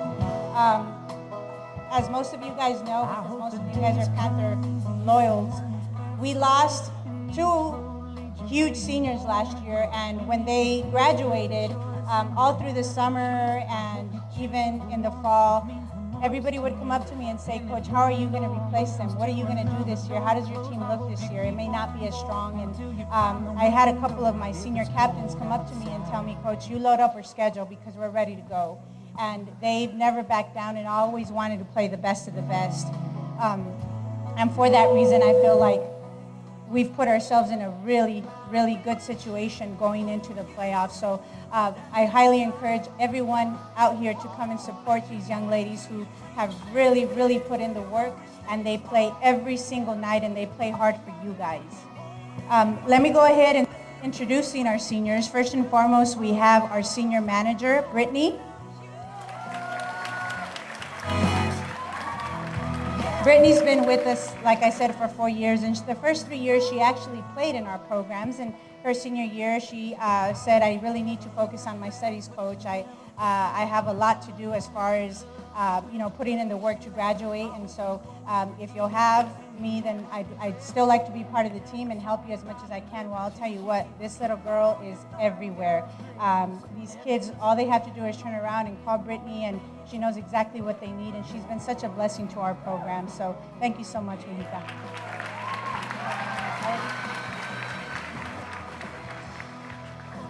Our next senior, Kiani.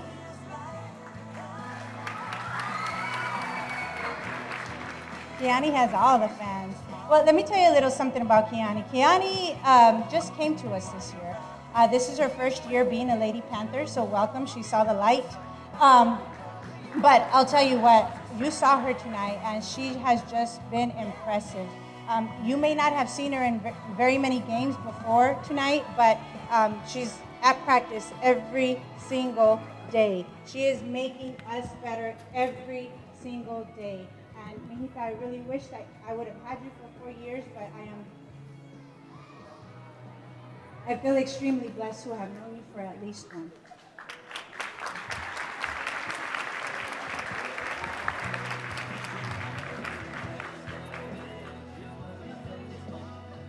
Next, senior Roberta.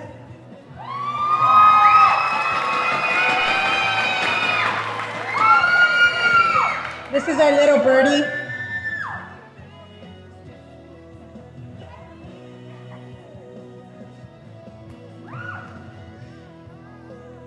Roberta's really, really special to us because, as you can see, her teammates love her. She's also been part of our program for 4 years, and she's truly dedicated herself to basketball. And she's such a great athlete, and I know you don't see her a lot on the floor also, but she's at practice. She's making us better every single day, and most importantly, she shows her teammates that she loves them, and her teammates love her just as much. And I know that in the future we're going to hear great things about Roberta, and I definitely look forward to that.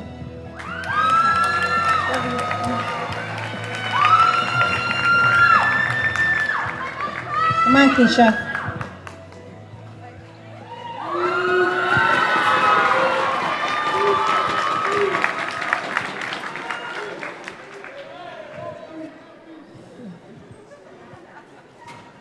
Keisha.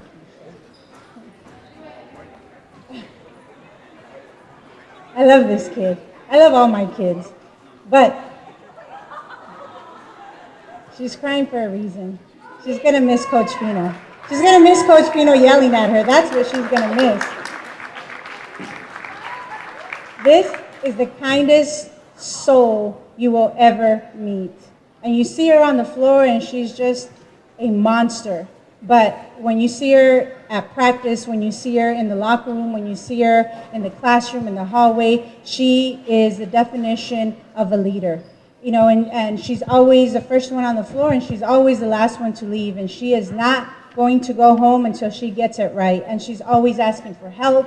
And she has been such a blessing to us. Once a Panther, always a Panther, Keisha. And I hope that you truly remember that, and you always have a home here in Wesco.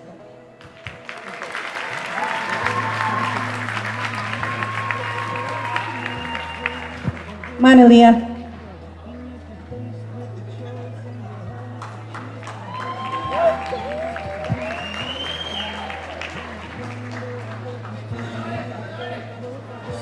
This is my biggie. Look at, I think I'm taller than her. Anyway, woo! Aaliyah's taken some beatings here in our program, and guess what? She always finds a way to get up. And just the other day, I was asking the kids what their definition of a champion was, and you know, I dissected Aaliyah's essay because I think she's right. You know, she's fallen so many times, she's failed so many times, and yet she still gets up, whether it's on the basketball floor or in life. I'm so blessed. I am incredibly blessed to be part of this program because of kids like her. And I promised these kids I wouldn't cry, but I just hope that you understand how very special every single one of them are. And whatever life throws your way, I know you're going to be just fine.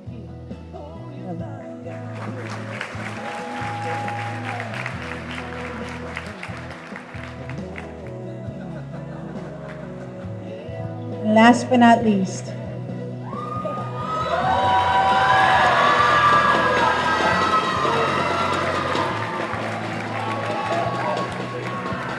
what's funny is, you know, I see a lot of you guys wearing fan shirts, and Jada had been begging me all year for fan shirts. And I said, Jada, in order to make fan shirts, you have to have fans. Well, I guess she delivered, right? Woo! Let me tell you something about this little girl right here. She takes a drumming every single day at practice, and I am so hard on her, but she's my point guard, and she has to understand that.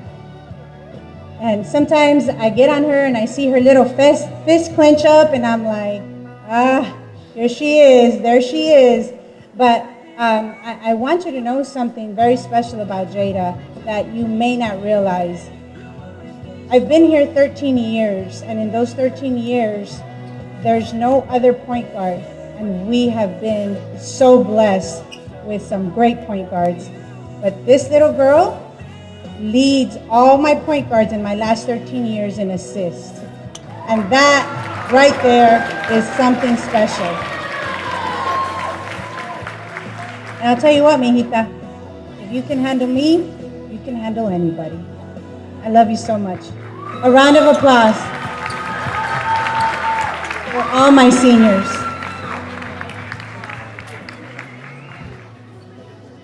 Thank you, everyone.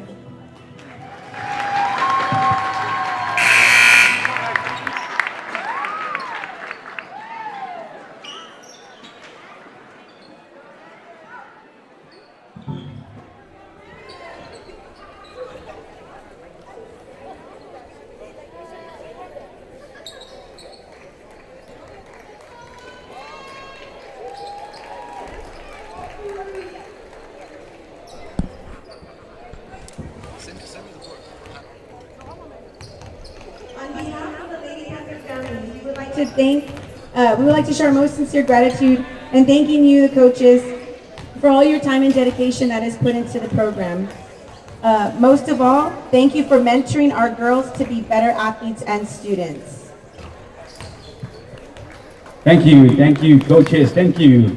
At this time, we want to recognize a special person here in the audience, Dr. Priscilla Canales, celebrating her birthday here with us. Happy birthday, Dr. Canales. From the Wesco Panthers and the Wesco Wildcats. Happy birthday. Little birthday song real quick.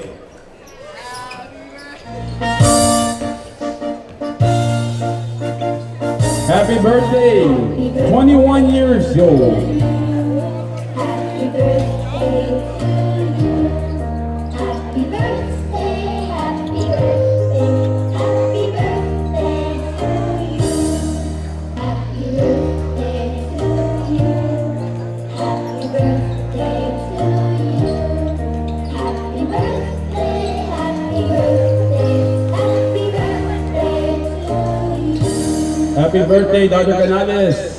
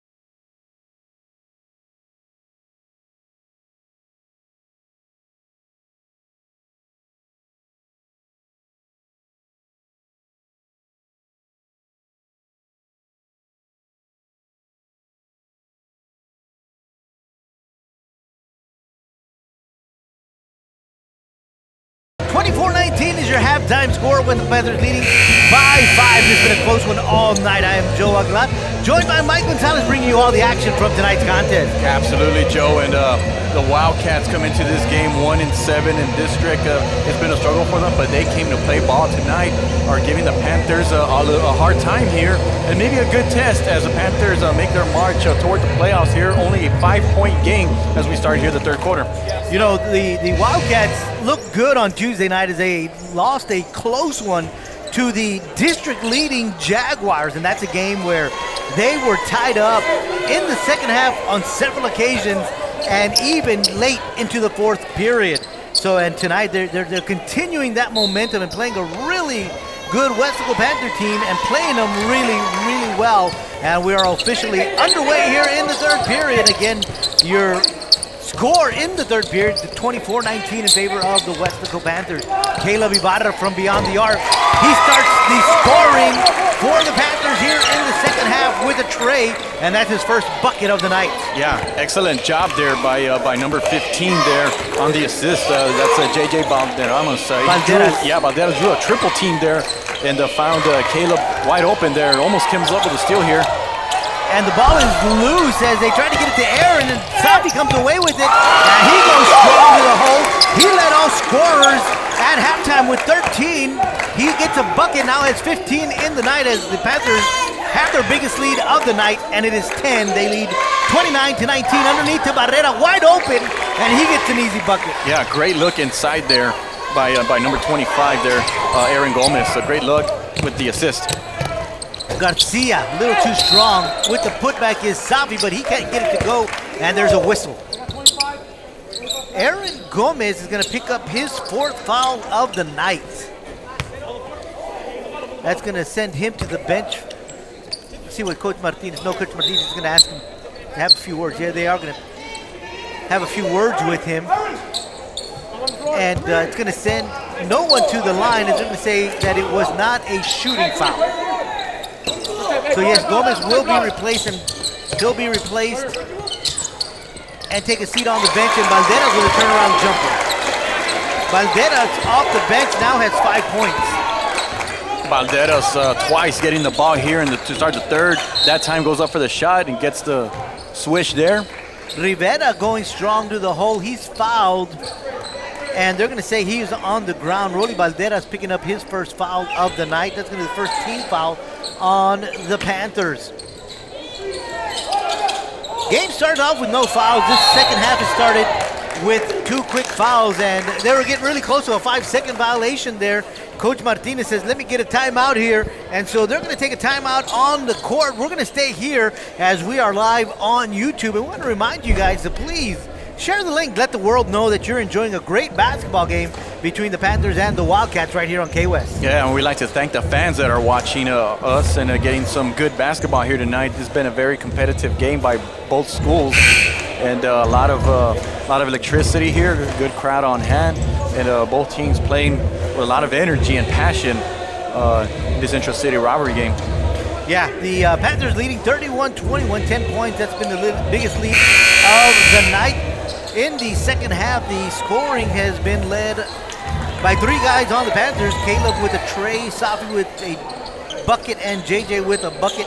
And Gianni for the Wildcats has a bucket here in the second half. The Wildcats come back out of the timeout, will inbound, and they get it quickly to Rivera. Rivera gets it underneath to Sean, and JJ with the block. Safi with the basketball. He's going to dribble down into the paint. He's going to kick it out, and they're going to say he traveled.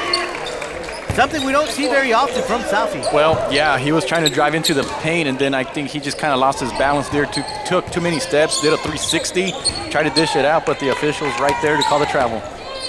On a different note, that was a great defense by the Wildcats. Absolutely. You got about 3 guys in the paint there, and I think Safi kind of got himself in trouble there a little bit. Lopez with the basketball. Rivera for 3.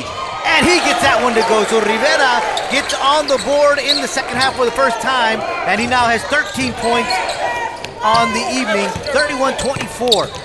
Isaiah, number 24 for the Panthers with a 2-point shot from about 8 feet. He misses. Rebound is Barrera. And a quick couple of passes down underneath, and the ball goes out of bounds, so it goes right back to the Panthers. We see Gabriel hitting the tray right now and then gave a terrific pass to Jimmy Arevalo, couldn't hold on to it. Sean Cortez with the defense, and they're going to charge him with a foul.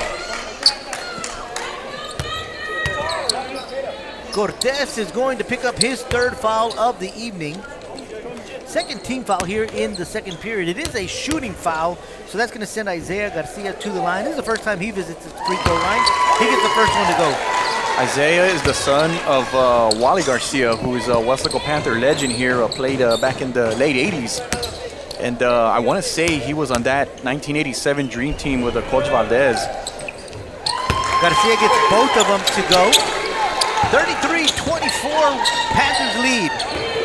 And the Panthers continue to be lights out from the free throw line. 9 out of 10. Rivera with the basketball. Gives it up to Barrera. Barrera crossover. He's going to go in. Takes a shot. Doesn't go. So we'll see what the foul is. I'm going to call it on Isaiah. Isaiah's going to pick up his first foul of the night. And that's going to send Barrera to the free throw line, and he'll shoot 2. Barrera almost had a three-point play opportunity here. The ball just rolled out. First one is good.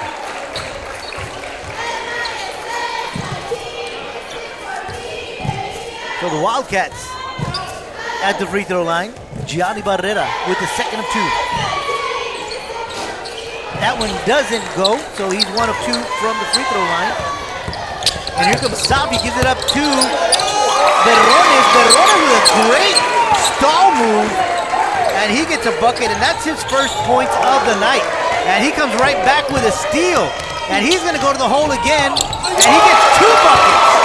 He was kind of quiet in the first half, and within 10 seconds has 4 points, and we've got another timeout called on the court.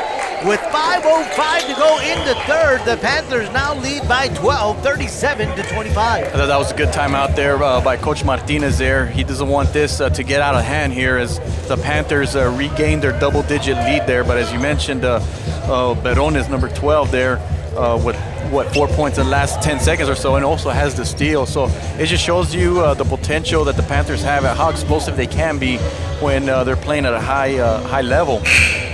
You know, you were talking about that dream team back in '87, Wally Garcia and Coach Valdez. And Coach Valdez is, of course, now the Wesleco Panther head coach. You know, and he's been the head coach for many, many years here. And he's taken this team many, many times to the playoffs and to a couple of Sweet 16. Right, and what a lot of people may not know is that he actually coached at Wesleco East too. Right. He was there for about 3 or 4 years and took the squad, and took the program to the first ever playoff appearance. I believe it was in 2003 or 2004. And so he can say, I coached at both high schools at WISD. Well, we're back to live action. 5 minutes to go here in the third. Panthers lead 37-25. And the Wildcats with the basketball. Cortez gets it out to Lopez. Barrera in the corner. He's going to dribble out. Gives it back to Cortez. Cortez going to get it to Lopez. Lopez for 3. That one a little too strong, and Barrera tracks down the rebound, and he's going to keep the ball in the hands of the Wildcats. Rivera with the basketball. Looking to command his troops. Gives it out to Cortez as he asks him to come out. Little action underneath the basket. A lot of bodies there. Going to charge Caleb Ibarra with a foul. He's going to pick up his second foul of the night. It was away from the ball there.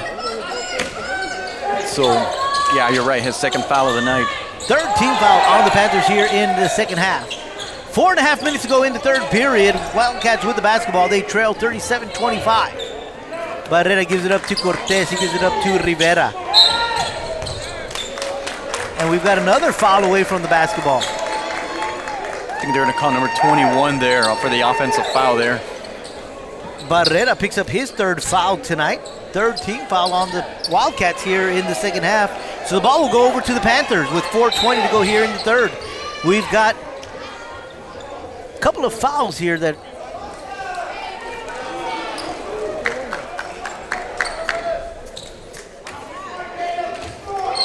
think they just wanted to get the right number of fouls. Number of fouls, perhaps. They're going to say Jerry Granados. What do they okay, they just, Isaiah hustles to the basket and picks up another bucket.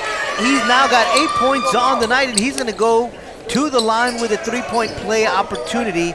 And with the foul is going to be Sean Cortez. He picks up his 4th. Now that play going back, it was going to be called a double foul. They called Caleb with the foul as well. So Caleb now has 3 fouls. So what was happening is they just wanted to clarify to the bench. We're not at the scoring table, so we can't hear what's going on. Right.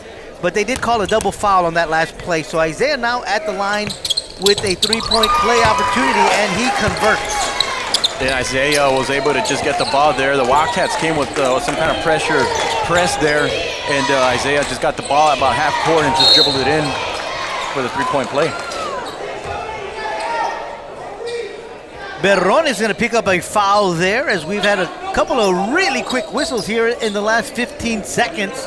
And so he's got 2 fouls tonight. Now that's going to be the 15th foul for the Panthers.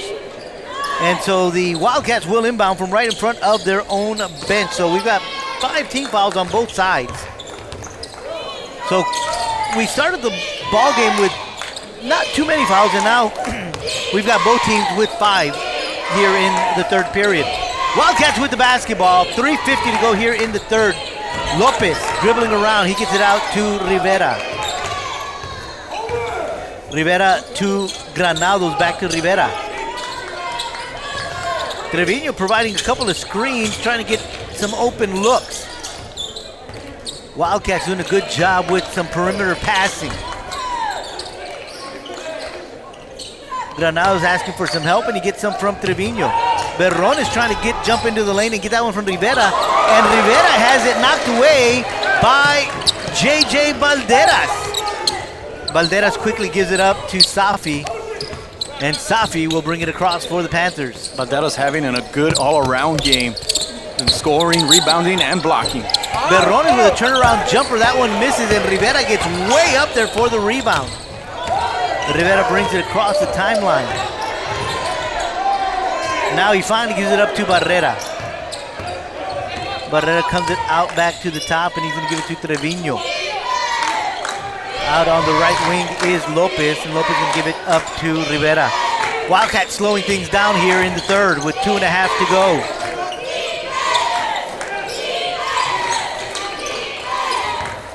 Barrera to the corner to Granados. Granados for 3. That one goes in and out, and it is Isaiah Garcia with the rebound. Isaiah's going to drive. He gives it up to Berrones, out to Safi. Safi behind the back. He decides to kick it out to Garza. Isaiah wide open. He takes a 3. That one misses. And Mario Trevino with the rebound. Yeah, Mario went like 4 feet high up in the air to get that one. That's a rebound right there. Yeah. That's a textbook rebound. Yeah, Rivera really hustling there. You got a whistle.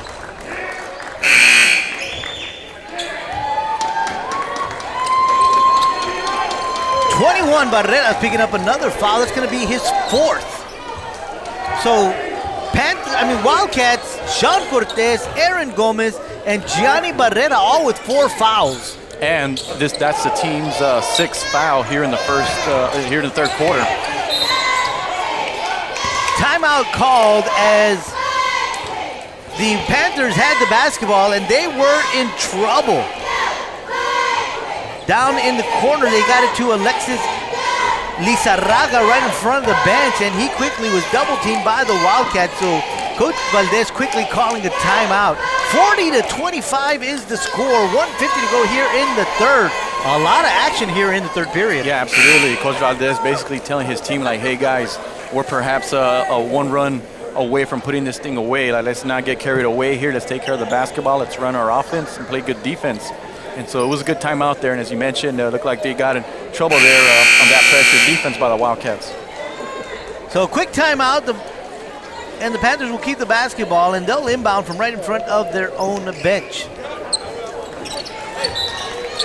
Everybody's back on the court, so they inbound the pass. It goes to Rodney Garza. Garza's going to bring it across. He's guarded by R.J. Lopez. Safi out to Alexis. Alexis gives it up to Matt. Matt back to Rodney. Ball going around. Nobody in the paint for the Panthers. Now they are getting a couple of guys underneath, though. Safi from about 6 feet off. That one a little short, and Mario Trevino with the rebound. But we got a whistle. And they're going to call the foul on Mario Trevino. They're going to say he pushed. So he's going to pick up his second foul. And the scoreboard is showing that the Panthers are in the bonus, and I think that's why the officials are blowing their whistle here. So I was just about to say that's the 7th team foul on the on the Wildcats. So they're going to square things on the floor. And they do, so that's going to send Alexis to the line with a 1-and-1 free throw opportunity.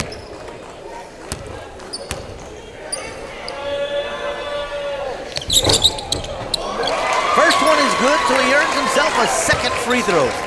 called glass. Yeah. Let's see if he does it again. Right off the square. And he's a long player. That one doesn't get, but Safi with a rebound. He goes up, doesn't get it to go, and Mario Trevino gets the rebound for the Wildcats. So here comes Rivera. Rivera being defended by Safi. He gives it up to Trevino. Trevino being guarded by Alexis. He's going to put the ball on the ground, kicks it out to Rivera. Rivera for three. That one is short, and Rodney Garza with the rebound. He brings it up the court. He had Safi cutting, but threw the ball behind him, so that's a turnover. A little miscommunication there. I don't think he expected Safi to come toward the basket there, and that's why he got the turnover there. But Safi's so quick. But nonetheless, good defense by the Wildcats, forcing that turnover. And now they've got the basketball with under a minute to go here in the third. Gabriel Rivera with the basketball. Gives it up to Trevino. Trevino to Ramos. Ramos back to Rivera. Rivera looking. I like this matchup right here. A great defender there in Casanova against Gabriel Rivera. And Rivera. Look at that. And Great Casanova with the fist pump, as you just mentioned. Great matchup, and he played a great defense there, forcing the turnover. So now the Panthers have an opportunity for the last shot here, extend this lead. And Safi with the basketball, as he did in the end of the first half, going to wait for take the last shot. He's being guarded by Gabriel. Crossover, just a little spin move, kicks it out to Rodney. Rodney for three, doesn't go. Buzzard sound. We play three, and at the end of three, the Panthers lead by a score of 41-25. We'll be back with the final period right here on KWES. Well, again, you guys on YouTube get the extra commentary. What a great 3 periods of basketball we've had here. Yeah, exactly. The Wildcats trying to hang in there, but unfortunately for them, the Panthers were able to extend the lead. Had a strong third quarter where they scored 17 points to only 5. So great job there by the Panthers. This is a very important fourth period for the Western Panthers, and I'll tell you why. Because in their losses, Joe, they've had leads in the fourth quarter a couple of times or double digit here. So this is yet another test that they're giving tonight here. And the Wildcats have been very scrappy tonight. So let's see if they can put themselves together a good fourth quarter and carry it into the next game. Welcome back to the Domingo Sepulveda gym right here on the campus of Westlaco High School. KWES bringing you this great basketball matchup. 31-6A basketball between the Westlaco Panthers and the Westlaco East Wildcats.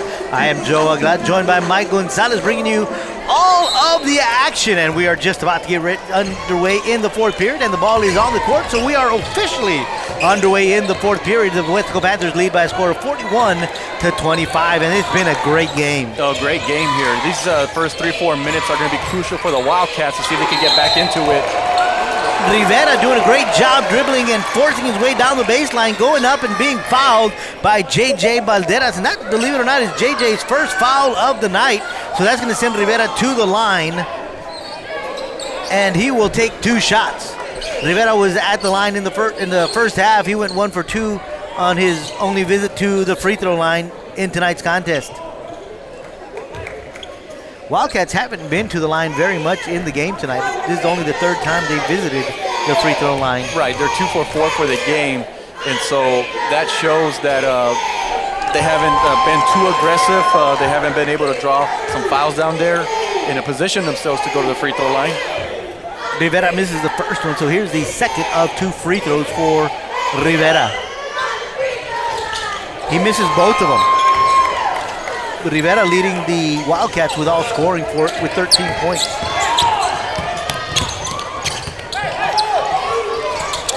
Panthers with the basketball as we are underway in the fourth period. 7.5 minutes to go in the ball game. They lead 41-25. Casanova with the basketball, gives it up to Valderas. Valderas to Safi. Underneath, he had Casanova darting across, but Casanova turned his head a little too early, so didn't get a good look, so gives up the basketball. Isaiah driving.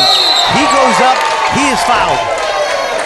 Great job there, Isaiah, driving to the basket and was kind of using Casanova there as a shield, actually. Casanova was able to go down there on the block, and Isaiah had a lane there, and the Wildcats were forced to foul him. Isaiah back at the line. He is 3 of 3 from the free throw line. Make it 4 of 4. With the foul was Gabriel Rivera, and believe it or not, that's his only first foul tonight. So he's played a very good game and very clean. And Isaiah remains perfect from the free throw line, 5 of 5 as he extends the lead for the Panthers. They now lead 43-25. Speaking of flawless, how about the Panthers? 13 out of 15 as a team from the charity stripe. I'm sure that's something Coach Valdez has to be very proud of in this game. You would have to be. Granados with the basketball for the Wildcats. Give it up to Lopez. Lopez dribbles around to his left. Gives it up to Rivera. Rivera back with the basketball. Dribbling. He's going to take a 8-foot jumper. That one a little short. Rebound is Matt Casanova. And he gives it up to Isaiah, and Isaiah is going to bring it across. He is being defended by Rivera. Safi with the basketball gives it up to Caleb. Now Isaiah has it in on the left wing. Gives it up to Valderas. Casanova. Safi. A lot of movement by the Panthers. Underneath to JJ, knocked away by Mario. Mario doing a great job defensively underneath, keeping the ball out of the hands of JJ Valderas. And what I really like, Joe, is that every player is touching the basketball there, and that's what you want as far as when you want to execute. Wildcats making a couple of substitutions, bringing Cortez back on the court along with Gomez. So bringing in their big men. 6 minutes to go here in the ball game. Panthers lead 43-25. And again, Panthers getting everybody to touch the basketball. Caleb out on the left side of the court with the basketball. Isaiah thought about it, but then decided, you know what, let's keep the ball moving. Chewing up some clock, that's the key there. The clock is the friend for the Panthers and the enemy for the Wildcats right now. Yeah, chewing up some clock and trying to produce a high percentage shot. Safi takes one, misses, gets his own rebound, and as he comes down, Barrera says, I'll take that one. And Barrera loses his footing. Isaiah with the steal, gives it up to Safi, and Safi with the easy bucket. And he now has 17 points on the night as he extends the lead for the Panthers to 20. They lead 45-25 here in the ball game. Barrera is fouled. And talk about being unselfish there. If Isaiah, if he really wanted to, get that box score a little bit higher, he could have, but unselfishly decided to give Safi, his teammate, his brother, the basketball, and let him get that layup there. Whistle on the court. Foul is charged to Isaiah Garcia. He fouled Gianni Barrera, so Gianni is at the line. Gianni was at the line in the third period, went 1 of 2 on that visit. 1-and-1 shooting opportunity. He misses it, so rebound, Panthers. Quick foul on the court. it's going to be assessed to Granados. Granados is going to pick up his third foul of the night. And because the Panthers are on the bonus, to the free throw line we go for a 1-and-1. And that's Garcia. He misses the first one, and Rivera gets way up there for the rebound for the Wildcats. The Wildcats back on their side of the court with the basketball. Rivera gives it up to Sean Cortez. Cortez out to Gomez. Gomez thinks about it, but decides to give it up to Rivera. Granados to Cortez. Back to Granados. In the corner is Gomez. He tries to get underneath. He does to Rivera. Rivera has it knocked away, and it's going to be Wildcat basketball. Panthers there putting a little bit of pressure there, putting a double team there down there in the block. Cortez going to the hole. He is fouled.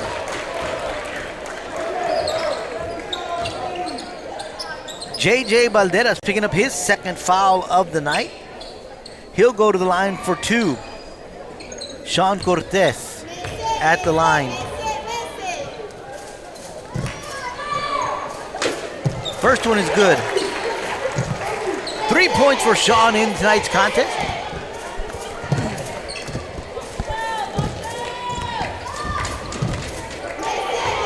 Second of two for Cortez.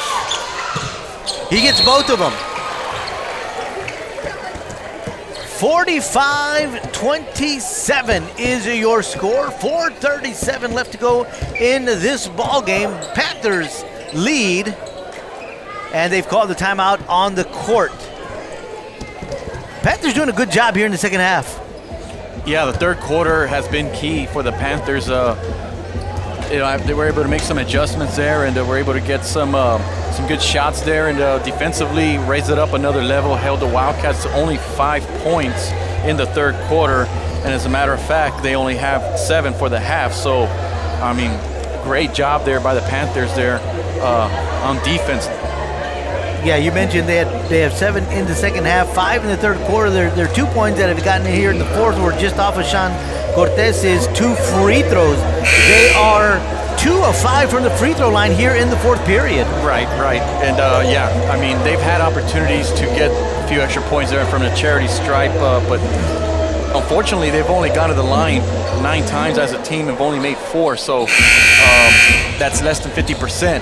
And, coaches, they always ask for at least 60 to 70% if possible.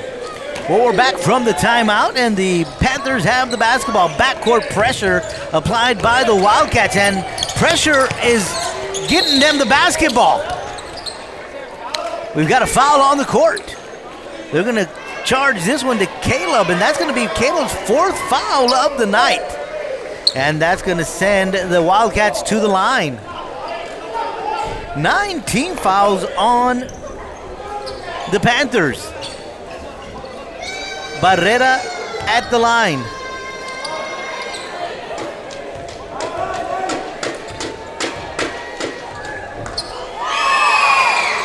He gets the first one. When you're a player like Caleb Ibarra that plays intense defense and is very aggressive, there's no surprise that he commits some fouls. Second one doesn't go. J.J. Valderas with the rebound. Gives it to Safi. Safi quickly to Isaiah. And Isaiah darting to the hole gets himself another bucket here tonight. Rivera for the Wildcats from three-point land. That one off the glass, off the rim.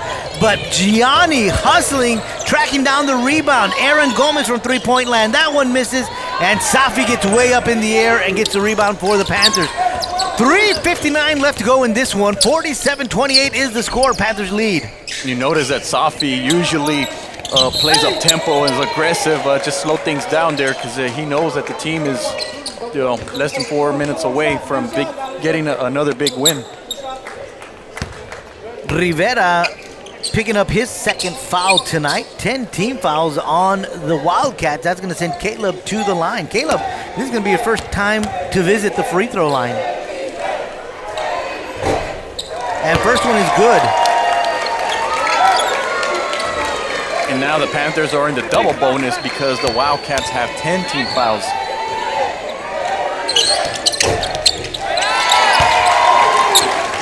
Caleb now has 5 points on the night. 49-28 is the score. Panthers leading this one. Here comes Rivera with the basketball for the Wildcats. Gives it up to Cortez. Cortez to Gomez. Gomez asking for Rivera to come out, and Rivera does, and he gets him the basketball. Cortez with the basketball, dribbling out to his right, gonna give it to Gomez. We got a whistle away from the basketball. Let's see what they call. Looks like an offensive foul on number 22 there. That's going to be on Jerry Granados, and now he has 4 fouls. So Barrera with 4 fouls, Granados with 4 fouls, Gomez with 4 fouls, and Cortez with 4 fouls for the Wildcats. I think what happened there, Joe, is that the screen wasn't, what do we got here? Traveling. We got traveling. Yeah, it was there. a traveling on Isaiah. Isaiah, he was double teaming, was trying to wiggle his way through that double team and took an extra step. Right. So go ahead. Going back to the previous sequence, the officials felt like there wasn't a clean pick, and so they call it a legal pick there. And that's a charge. Who else? Matt Casanova. 4th time tonight.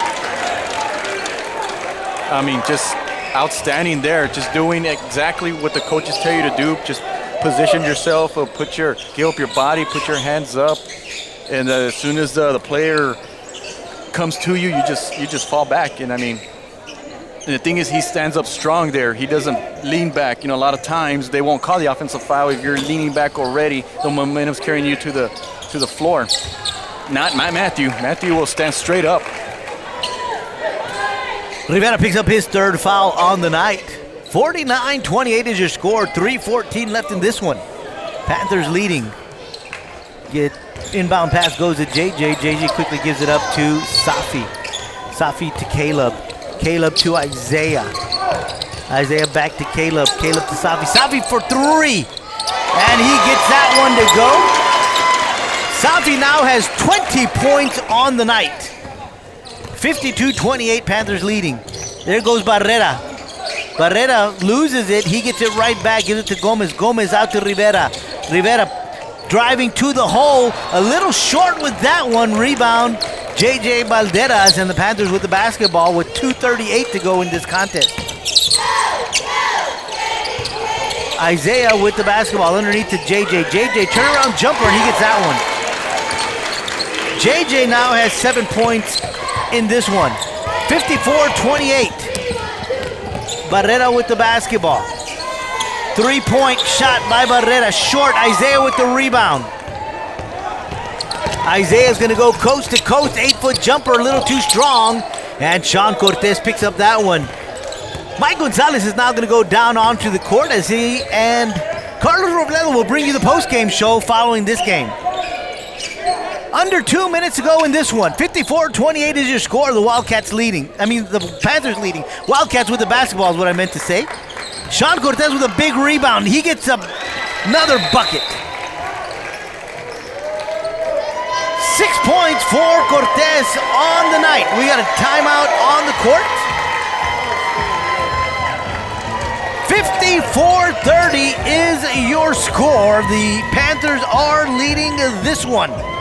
As we mentioned, Safi has 20 points on the night. Rolly Berrones has 4. Isaiah Garcia has 13. JJ Balderas has 7. Caleb Ibarra has 5.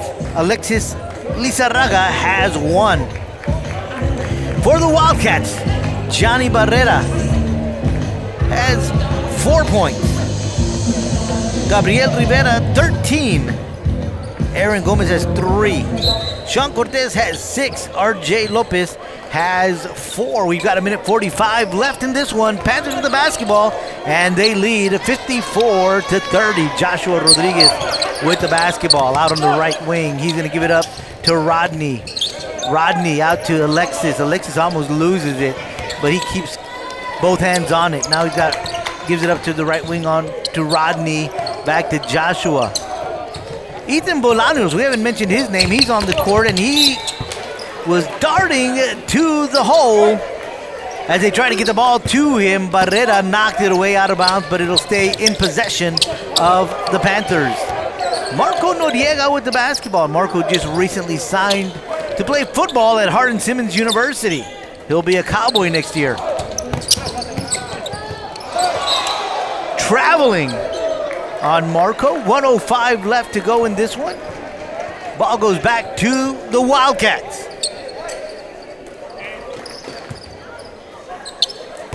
Wildcats inbound. They can give it up to Barrera.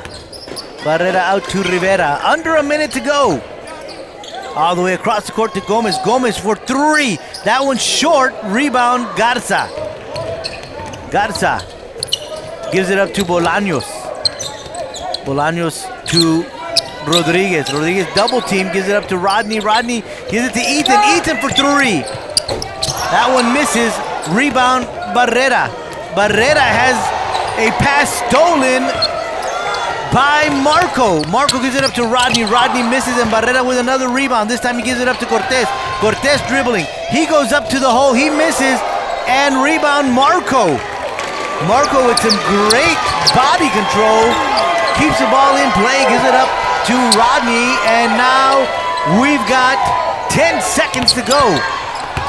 Inside pass to Ethan. Has it taken away by Aaron. Aaron gives it up to Granados. Granados to Sean Cortez. Cortez has a block by Alexis. And the buzzer has sound. And we have gone final. The final score from the Domingo Sepulveda Gym here in Westaco. It is the Westaco Panthers 54, the Westaco East Wildcats 30. Leading all scorers, Safi Fino Aliself with 20 points. Isaiah Garcia finishes the night with 13. And we're going to throw it down to the court where we've got Mike Gonzalez standing by with Coach Valdez. Very much. I'm here with the winning coach, Gabe Valdez. Coach, I know this season has been quite interesting, especially in district play. Coming into tonight, y'all had 3 losses by combined 5 points, but you guys tonight played all 4 quarters. So how proud are you of your team? I'm very proud. I mean, it's unfortunately that we've lost those 3. They combined at 5 points. But I mean, it's given us a little adversity, but we battled through it. Hopefully, continue to do it on Tuesday and Friday and get us back into where we need to be. Yeah, and tonight there was a great crowd on hand. We saw fans from Westaco East and Westaco High coming to support their teams, and I mean, it was like a playoff-like atmosphere. So how important is that for you guys to have this kind of atmosphere, that maybe can help you guys in the playoffs? It's always good. It's always good. Our kind of focus and concentration is trying to get us ready for that long haul, and hopefully, Lord willing, we do the right things to get us there. But to play in a crosstown rivalry game with this type of crowd is great for us. It's great for them. It was in our favor this time. All right, Coach. Well, congratulations. And you guys have, 3 more games left, right? 2 more games left. And so there's still, you guys, I think, clinch a playoff spot after this win. See how Edinburgh did tonight. But way to go. Way to go. Congratulations. And for KWES Sports, this is Mike Gonzalez.